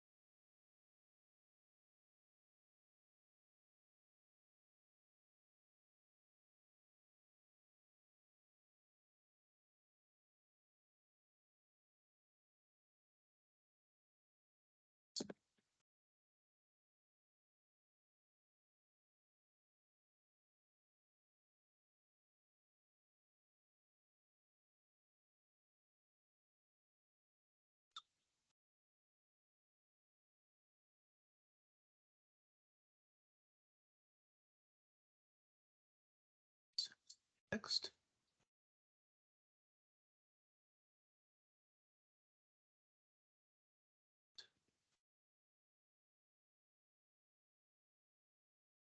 Wait, it's not.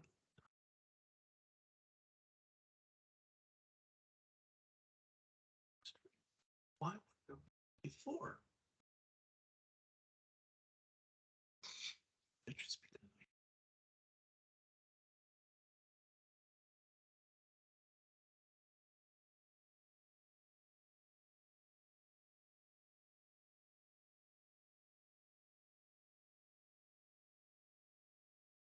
this.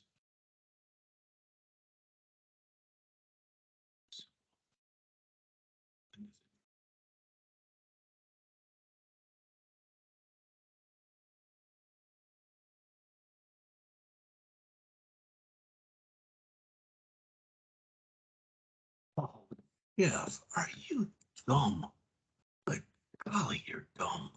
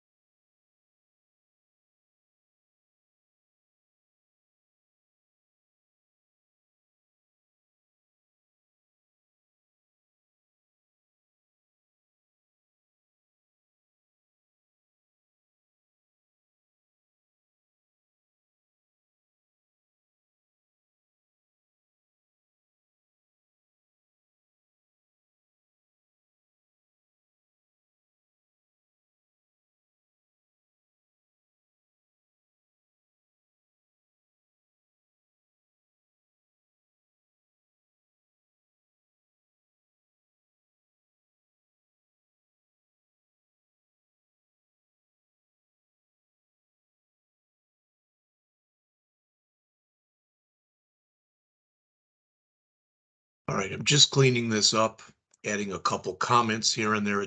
I'm about to run it and see if it does work.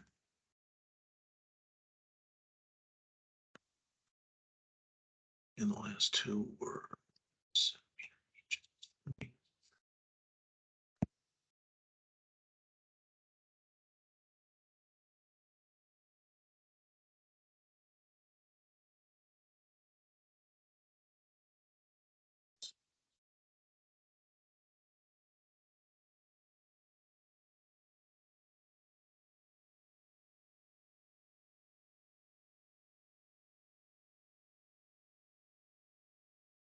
All right, so taking it from the top, because I want to get on to the last one. So we Still get you out of here as early as I can. So we had, I didn't even use this. I could have and checked to see if the input was less than. I could have made sure the input was less than or equal to 1,000,000 before I did that, but I don't even need this, so I'm going to get rid of that.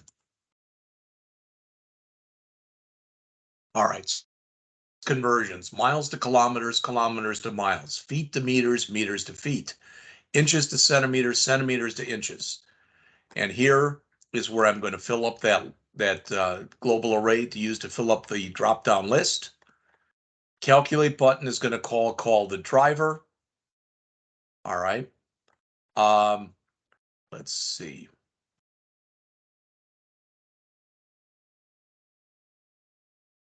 This is going to clear and set the focus. Nothing new there.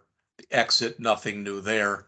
But when we load up start the program, so we run the load event, this will fill up the list box and it'll set the selected index to the first one, which says perform conversion.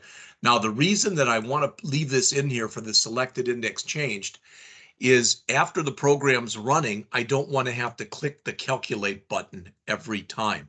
So the first time I run this, the very first time, it's going to give me a couple, either one or two different message boxes. There's probably a way around that. I'm not sure what it is, to be honest with you. So when we call the driver, we verify that we put something into that text box. If we did, we verified that it was numeric.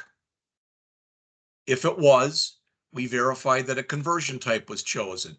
If it was, we perform the conversion because we've got everything we need. All right. So each one of these is pretty much the same thing. So here we're checking to see if it's empty. If it is, we call show message and pass that. All right. And when we run this the first time, since we are calling it from that selected index changed, the first time it is going to call this and say you must have an input in the from field. All right, but that's okay. All right, so then we are verifying that it's numeric and we're doing our try parse. If it fails, we're going to print out that you must put a numeric value. All right, then we come in here for our conversion type. If it was 0, then it says perform a conversion, which is not a type. If it was -1, then nothing was chosen.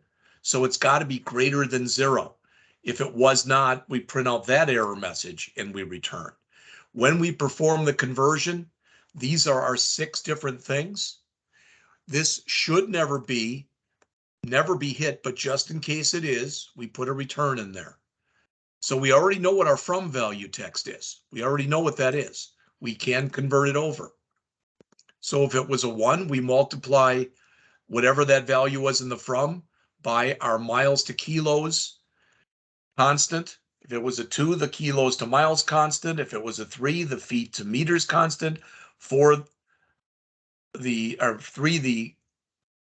feet to meters. 4, the meters to feet. 5 to inches to centimeters, and 6 to centimeters to inches. Again, this default should never get hit, but if it is, we just return. Then we print out our answer, and we configure this. Configure to and from labels is just going to change our from or to label to centimeters, meters, miles, etc. All right, the show message is just our simple error thing. The error I was getting in here before is this is an array, and I didn't have the bracket in there. All right, so let's see if it works now, and then we'll go on to the next one.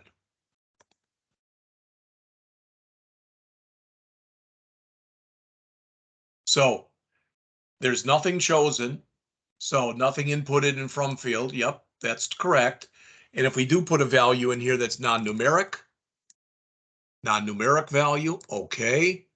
I guess I should have cleared that and I didn't, but that's okay. We can do that later. That's no big thing. And let's say I put in here 100. But now, since I have not selected a conversion, I get that error message. All right, so now if I come back in here and say miles to kilometers, notice it changed to miles, it changed to kilometers, 100 is 160, etc.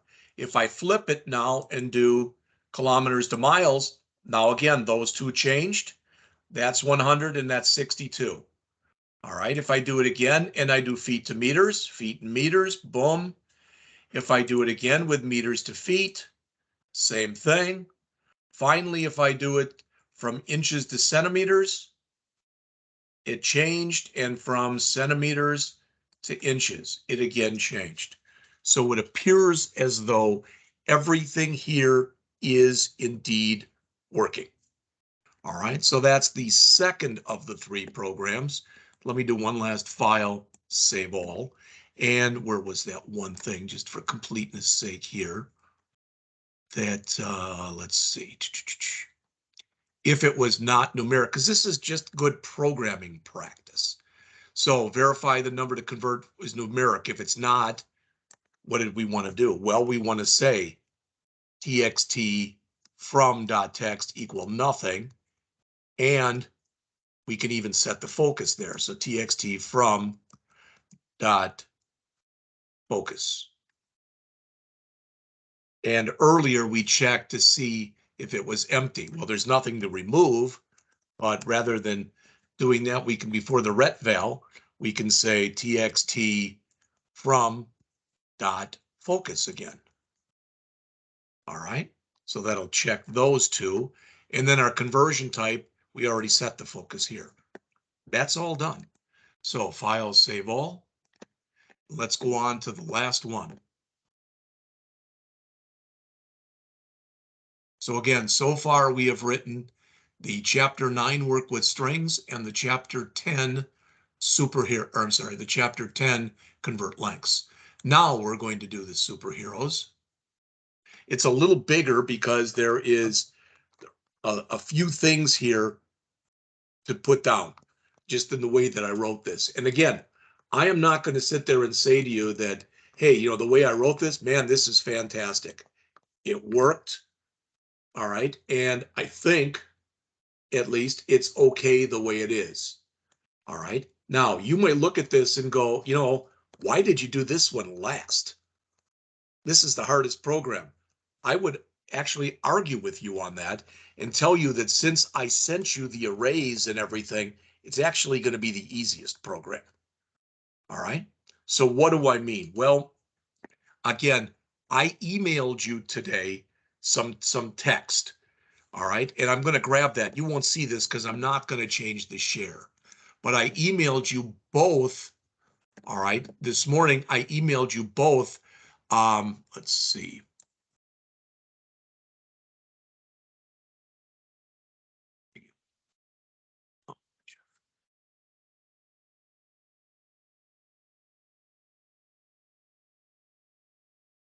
Well, I've got it here. There it is. There it is. All right. So I emailed you the images and I emailed you some array text. So I'm going to grab that array text right now. Again, you have this stuff. Everything I'm giving you right now, you have. But I'm going to first, I'm bringing this up. Let's immediately set our startup project to here. All right. Now I'm going to go and view the code. All right.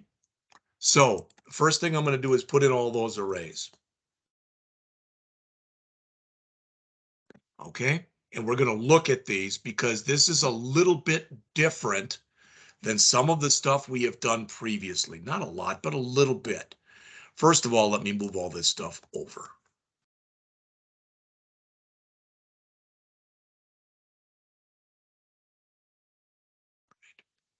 So I've got a couple of arrays here. All right. More than a couple, I guess. The first set of arrays that I have here, so the first set of arrays are the superhero names. So we have in here, this is going to be the page that comes up that's got a picture of all the superheroes on it. So that'll be the first one that comes up. Captain America will be first, followed by the Incredible Hulk,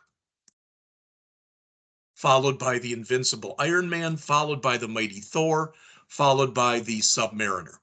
And the reason that I picked those, you know, like, well, why did you pick those? Because I found a picture with those 5 on it. All right. Then what is their alter ego?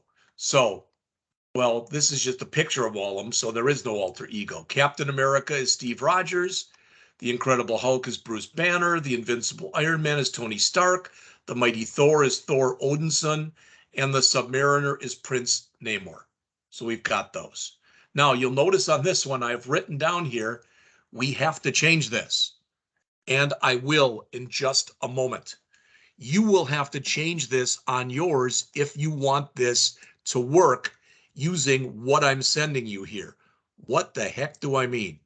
This is a path right there to an image folder that we're about to bring into our program. But we have to give it the right path or it won't be able to reconcile our images with that path. And let's just say right now, you're like, okay, you just threw a lot of slop at us and none of it makes sense. So I'm going to come over to here to my project and I'm going to right mouse click on the project and I'm going to choose add existing item. All right, then, and I know you can't see this, I'm sorry, but I'm going to go over to my desktop and what I passed over to you in the email I sent you today, one of the things was a folder called images. All right. So what do I want to do? Well, I want to add that images folder. And there's good ways of doing it, unfortunately, and there's bad ways. The easiest way to do it that I have found is to come back into here, come into here, right mouse click, choose add, and put a new folder in here and just call it images. Just like that. Then right mouse click on the images folder, choose add, existing item, go back to the desktop to what I sent you. All right. And it's under the 4T-4-T-10-4-2022. And grab that images folder, open it, and it'll look like there's nothing in it. Because down at the bottom where you're telling the types of files, you have to let it know that it's searching for image files. Then everything that's there will show. You highlight all of them and you click add. The bottom line is this. I just brought these in. So here are my images. Whoops. Here are my images. All right. Now it's giving me errors. All right. And we'll fix those in just a moment. All right. So right now, what I have to understand is what is the path to these images? What literally is the path to these images? How the heck do you figure that out? All right. Well, one thing I can do is I can go to my project name up here and it has project file and it has project folder. So it's telling me where it lives right here. All of this stuff that's right there. So I'm going to grab every bit of this. I'm going to copy it to the clipboard. Then I'm going to go back into here. And where I've got all of those paths that are right there, I want to change them. What the heck does that mean? Well, I already know what I want to change them to. Okay. So I'm going to do that. What do I mean? I'm going to highlight all of these things here and I'm going to click edit. And I'm going to find there should be a replace in here, hopefully.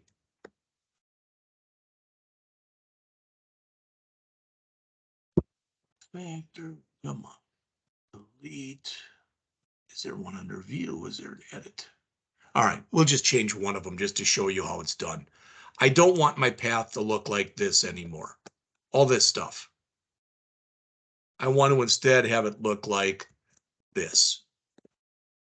So all I did was I replaced what was in there with the path to my actual program now.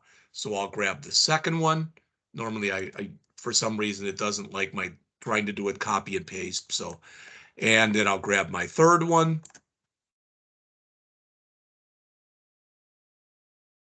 So again, you will have to bring the images folder in to your program whoops, and you will have to make sure that you give it the right path to your images. So let's say that, okay, I'm home now and I tried doing what you said and none of it worked. It didn't make sense. Then you email me. All right, if I have to, I'll work with you in Teams or whatever to get it to work. All right, so that actually didn't take very long. Come on, at all, except for that one. Come on.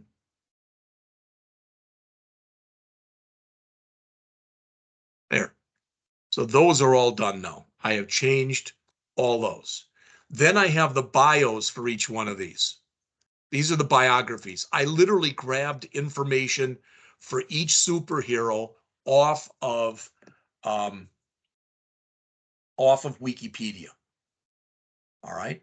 And then here is the URL, and those are all the ones from Wikipedia.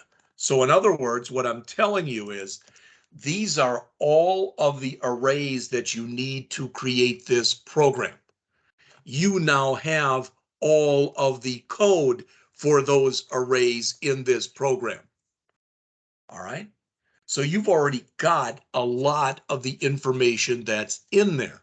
So the next thing to do, the next natural thing to do in here would be to build our interface.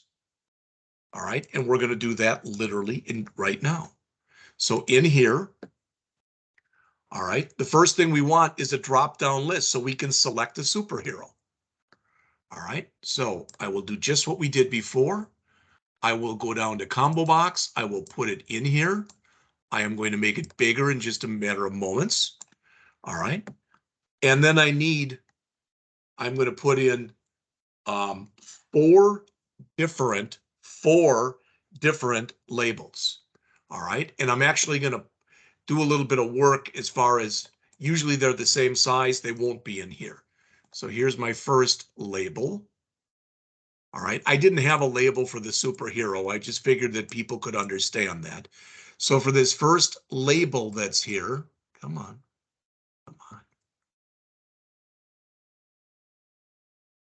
All right. So for this first label, I am going to change its auto size to false. All right. And this is going to have the word name on it. So this is going to say name. So I'll just call it LBL name. And this is going to have name on it, the word name. And I'm going to add to that in just a bit. So that'll have the superhero's name. Then underneath that, I'll need his alter ego. So this will be called LBL. So the first one was LBL name. The next one will be LBL alter ego. I might as well alter ego. All right. We could say secret identity, whatever. So alter ego. All right. So there's that one. And then finally, we want a bio, but we want this one to be bigger because this has got a lot of information in there. All right. So I'm going to make this bigger. I don't know, about like that. I could make it wider too. It should be okay. In fact, let's take all of these and widen them out to yeah, that should be good. All right. Now I'm going to change the sizing in just a second, but I need one more down here, and this is going to be the URL. All right. So this will be LBL URL. Once we get this thing put together, we're going to have the code in there fairly quickly. All right. And this will say URL. All right. And finally, this is the bio. So we will call this what it is, LBL bio and bio down here for the text. All right. So we've got all this done, but there's one more thing we have to add here. And it's something we have not looked at before, but there are different ways you can hold images. The way we're going to choose to hold our image is we're going to use a control called a picture box. So I'm going over to here and I'm dragging in here a picture box. There it is. All right, and I'll put it out to here and I'll put it down, I don't know, to maybe there. I may have to adjust this, so I may have to widen it, narrow it, etc., because this is going to hold those pictures that I sent you. All right. Now, I like to, again, you don't have to do this, but I like to make this again a shade darker just so it stands out and I can see that it's there. All right. And lastly, I will, in fact, let's change this. So we'll call this, I don't know, pick superhero image. Pick for picture box, super hero image. We don't have to, that's kind of long, but that's fine. Okay, now I'm going to add two buttons, a clear button and an exit button. There is no calculate in here. So my two buttons. Okay, so again, we'll have clear and we will have exit. All right, let me highlight all of my stuff here. And as always, let me go in and I don't need this one. Let me grab everything else, not the picture box. So I want these, I want this, and this, and this, and I want to change the font on everything as we always do.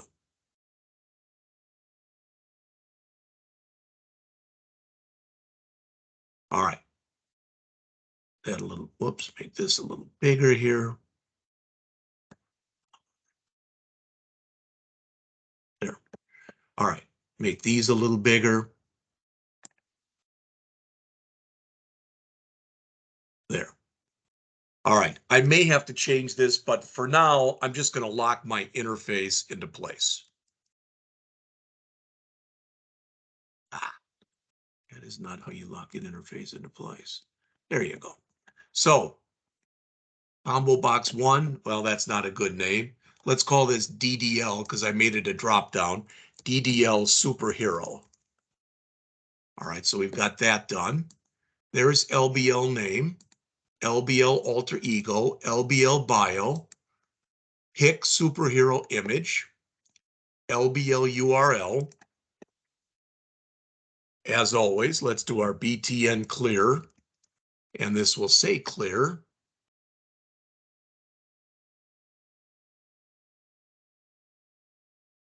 And finally, this will be our exit button, and it will be BTN exit.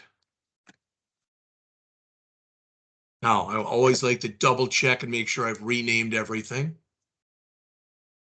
I didn't. I still got button 2 here. So for some reason, it didn't take that BTN exit. So BTN exit, or I didn't do it. All right. Oh, tell me that's invalid. So I must have named that one BTN exit. Cancel. That should be BTN clear. That's the one I changed from clear to exit. So there's BTN clear.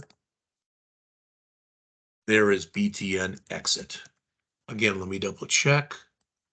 Now it looks like everything has been renamed. All right, let's do what we always do, and that is I'm going to click on here.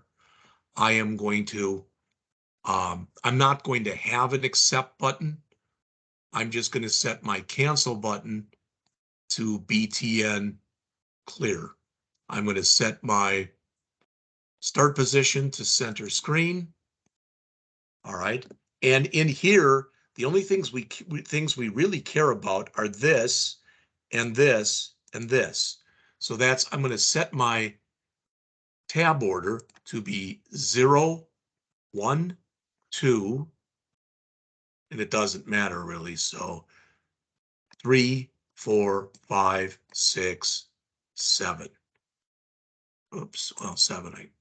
Okay, I guess you can't set a tab order for a picture. That's fine. So file, save all, or tab order again.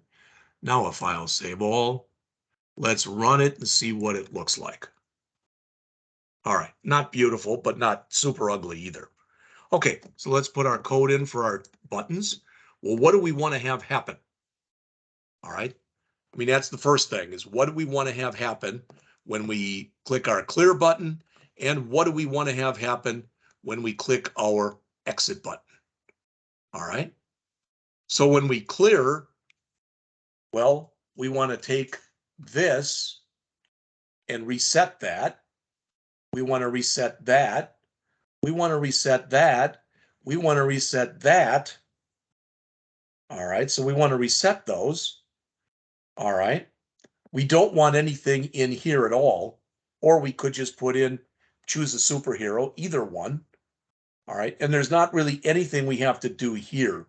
We actually could go in, we'll set it to our, I'll tell you what we'll do. We'll set it to our default. Yeah, that sounds good. So when we clear, as always, come on, we're going to call clear and set focus. And like I said, we should be done hopefully by close to 11. So I called it picture superhero dot image.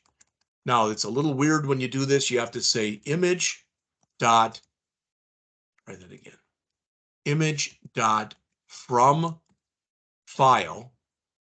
All right, equals image dot from file.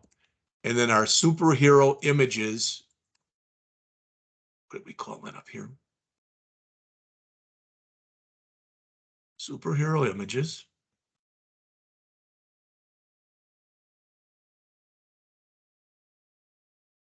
Zero.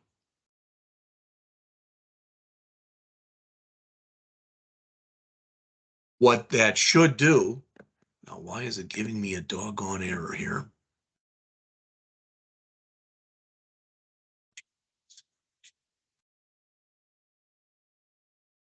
Name image does not exist in this context.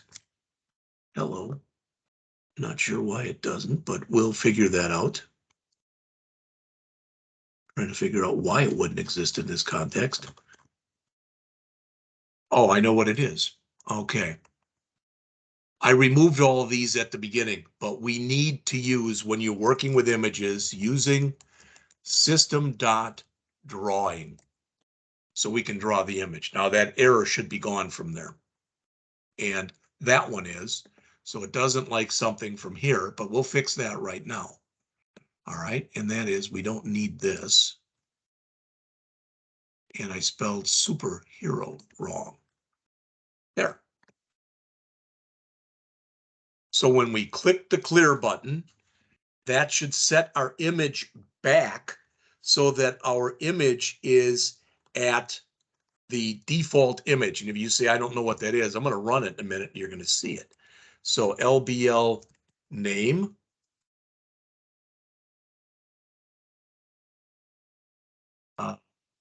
We'll just say LBL name dot text equals, and let's just clear it out. LBL alter ego dot text, and we'll clear that out also.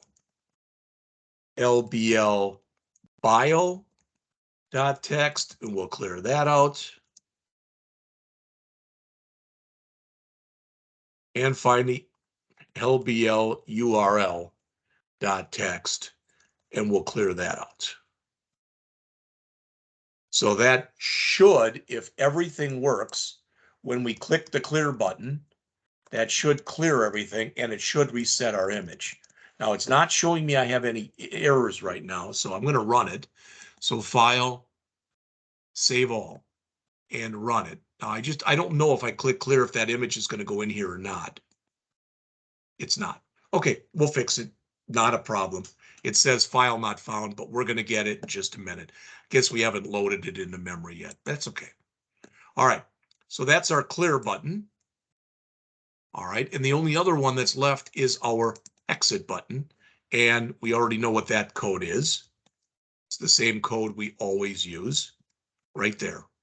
All right, I'm not going to test the exit button now. I can test it rather later. So again, where the magic is to happen is whenever we change what's in here. And whenever we change what's in there is going to be a selected image changed. All right, well, let me double check here. And on this, I set my type in here to a drop-down list. There we go. All right, so I can't add any more things in there. In other words, I've got to choose one of the ones that I have. So when this changes, what do I want to do? Well, I just used, to be honest with you, I did copy and paste from the last one. So what I ended up doing here was I called call the driver, which doesn't exist. So let's write it right now.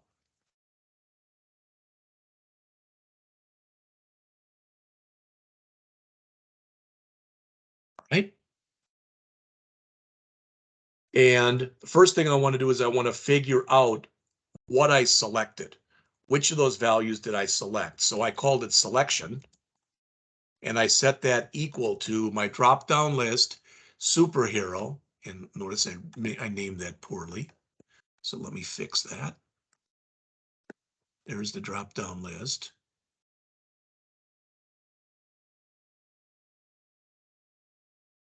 That's better.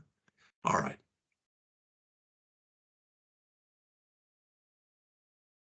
So DDL superhero dot selected index.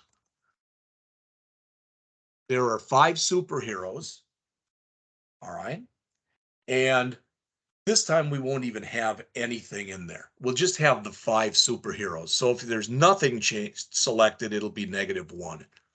0 will be our default. 1 will be Captain America. 2 will be Hulk, etc. That kind of thing. All right. So we want to come in here and we have to first check, was nothing in the drop-down list selected. So if DDL superhero dot selected index, if it's equal to -1, remember -1 means it's empty. So if it's empty, all right, I'll call show message, which we haven't written yet, but we'll write it right down below this, and we'll say you must pick a superhero. All right.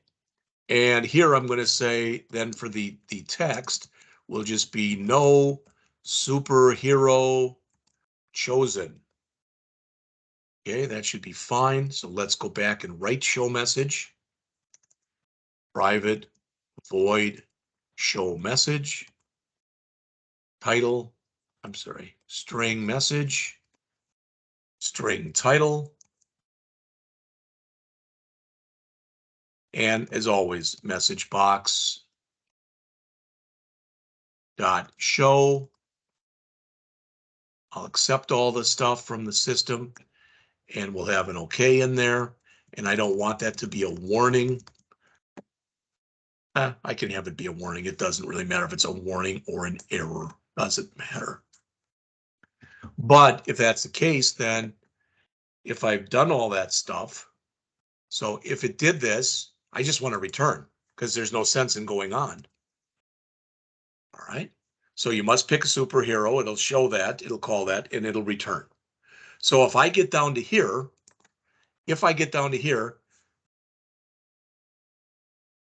something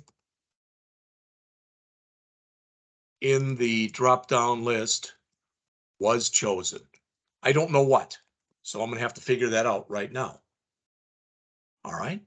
Well, I could have gone and done stuff with each one of these, but I wrote another thing. What are you talking about, Jeff? So I said here case 0. I don't have to do that. I have to switch on this selection.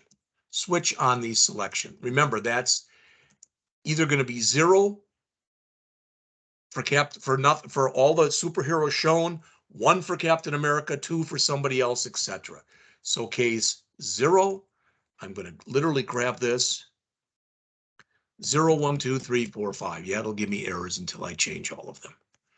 So this will be 1, this will be 2, 3, 2, 3, 4, and 5. So if it is one of these, I called create superhero, and I passed in this selection, so it knew which one to create.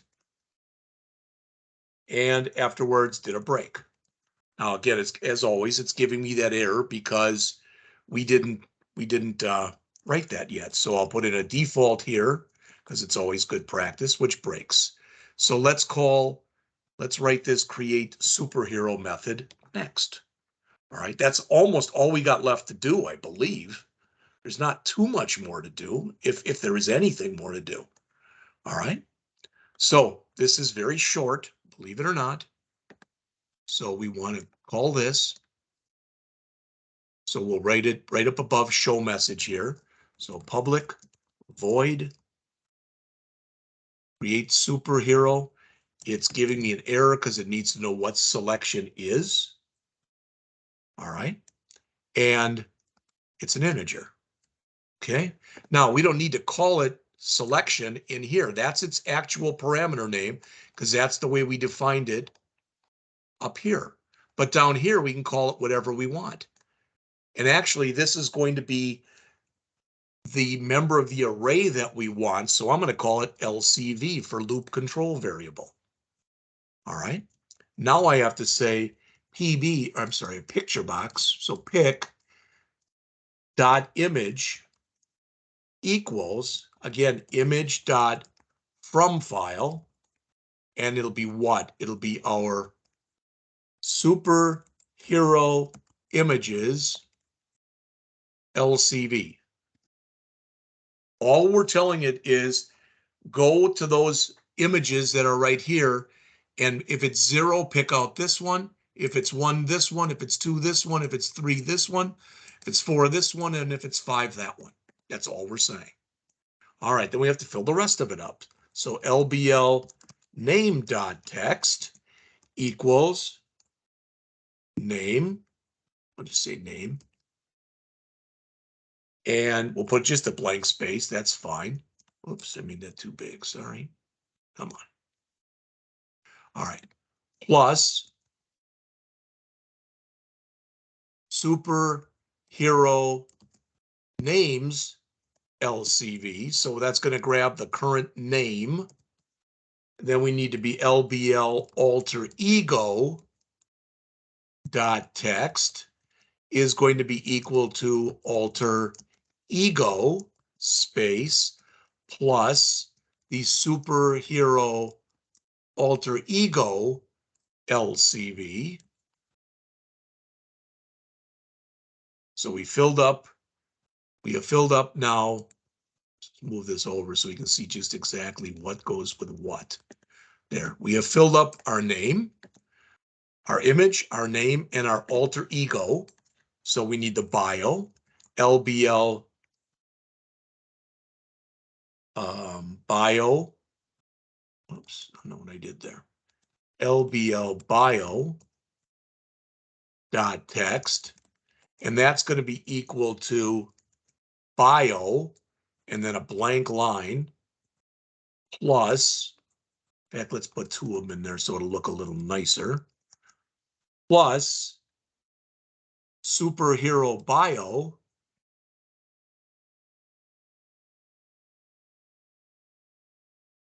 LCV. Almost finished.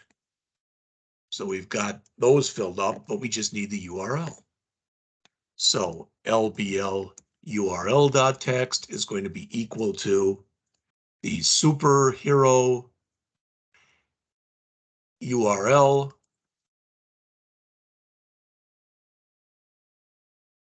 LCV. All right, let's move that over. No, I have no idea. I'm not seeing any errors in my error window, but I could have left something out. So let's run it and see. So I'm going to do a save all and then run it. I know I left something out. So let's We didn't set these up. That's what I left out, but it's not breaking, and that's good news. All right. And our exit button does work. All right. So we want to fill these things up when the program starts running. So you already know this, even if you think you don't, you do. And that is, we have to put some stuff in the load event. All right. So click on the empty part there. Again, 5 or 6 lines. So int LCV equals 0, LCV less than superhero names dot length plus or LCV plus, it doesn't matter. So we want to say DDL superhero dot items dot add, and we want to add those superhero names. This is filling up the drop-down list right there. And that's all we need to do in there, but we also need to set it up so there's something in there when we start. So we'll call create superhero, the thing we wrote earlier, we'll pass in 0. All right, let's see what we've got. All right, it's giving me an error message. File not found. All right, so we'll have to look at that right now. So superhero images, LCV image from file. So this is in the create superhero, which we're using all over the place. So we've got to get that to work. So that's this image equals image dot from file superhero images LCV. Why isn't it finding that? All I can think of is my path is wrong here. So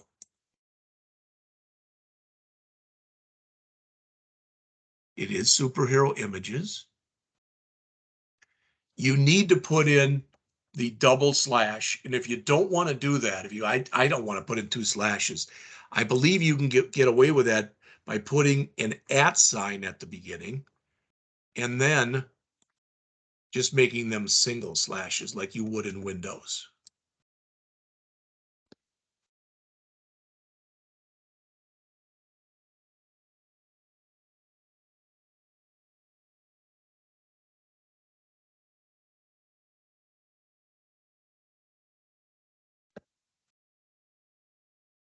I'm just going to, for now at least, I'm just going to undo that. So it should have had the right, I did screw this up earlier when I named it and I didn't want to rename it. So it is, now it says superheroes with a Z on the end. I wasn't trying to be cute.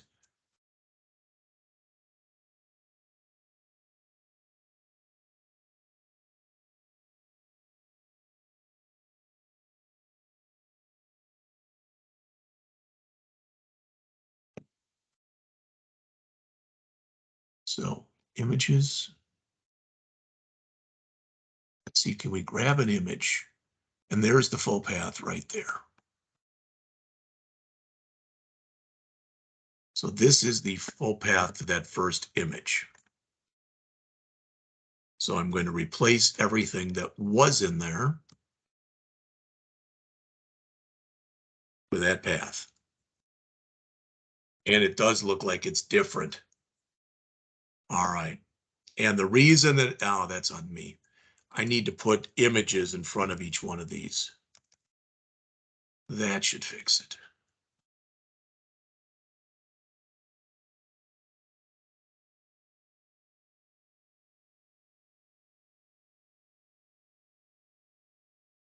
So it was a pathing problem.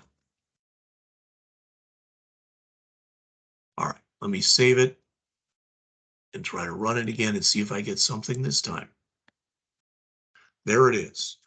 So I can make that a little wider, but there's what it comes up when we start. I'm going to have to make this a little smaller, the writing. There's Captain America. There's the Incredible Hulk. There's Iron Man. There's Thor. and there's Submariner. All right.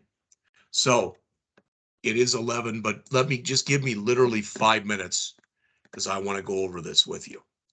All right. So taking it from the top, we have several global arrays. We have an array that has in there our superhero names. This one is our start page, so to speak, which has got a picture of all the superheroes on it. These are the individual superheroes. Our start page has no alter ego, but these are the alter egos of our five, I should say, superheroes. These are the actual images. Now, where I said we'll have to change this, you will. All right. But you can go on to any of the images if you copy them in and go down to there and grab the path. These are the biographies. All right. And these are the URLs. Now, just one quick thing I want to change in here. I'm going to click on the bio and I'm going to click on the URL and I'm going to change the size there from 20. I'm going to change it, and I don't know if this size will work or not work, but instead of 20, I'm going to knock it down to about 16. It still might not be, it still might be the wrong size, but let's look. Yeah, that all fit in there now. Then I don't know if that did or not. So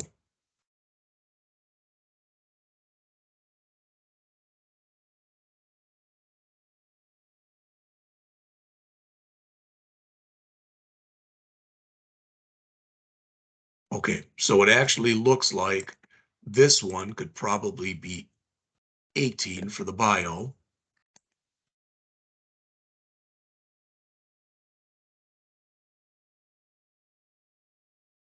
And this one should be actually smaller than it is. So that one should be, we'll make it 14. Now that should fix everything, but let's just quickly look at the code that's in here. Get you out of here in a couple minutes.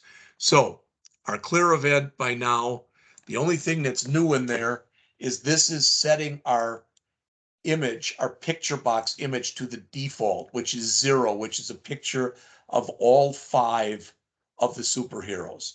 This stuff should make total sense. It's just clearing out the labels. And in fact, because I want to have good coding practices, we will call this clear fields and set focus.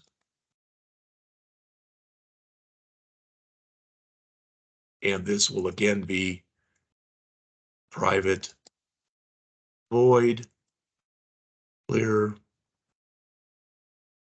fields and set focus. Again, the reason I'm doing this is not to waste my time or your time, but if I'm telling you to do something all the time and I can't do it, then that's a problem with me. So again, this will be exit program or not. And we'll put that right here.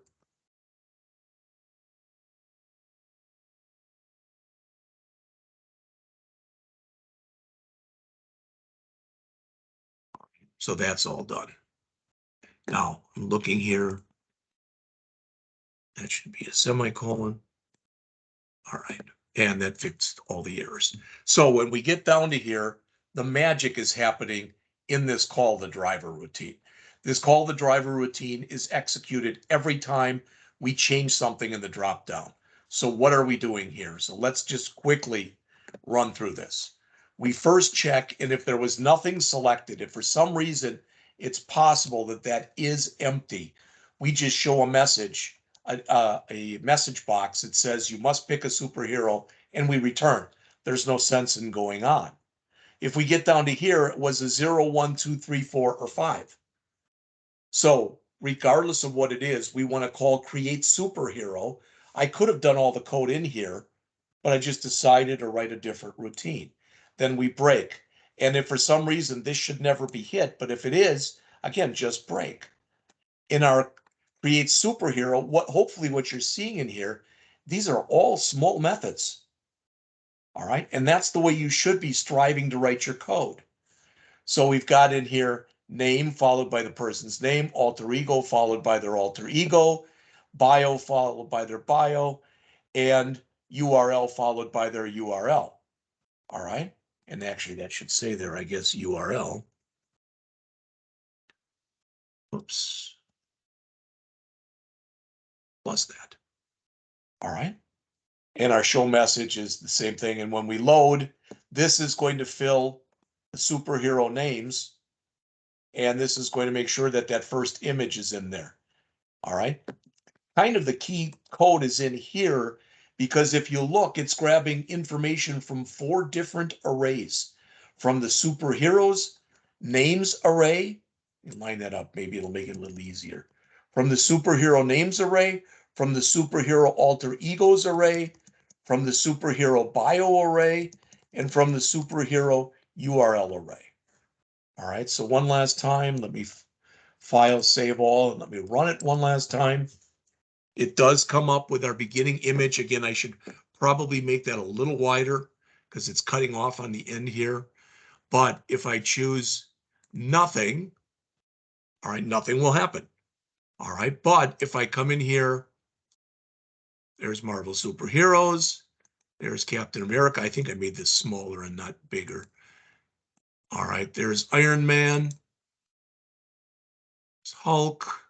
And I'm looking, it looks like all the stuff is matching up.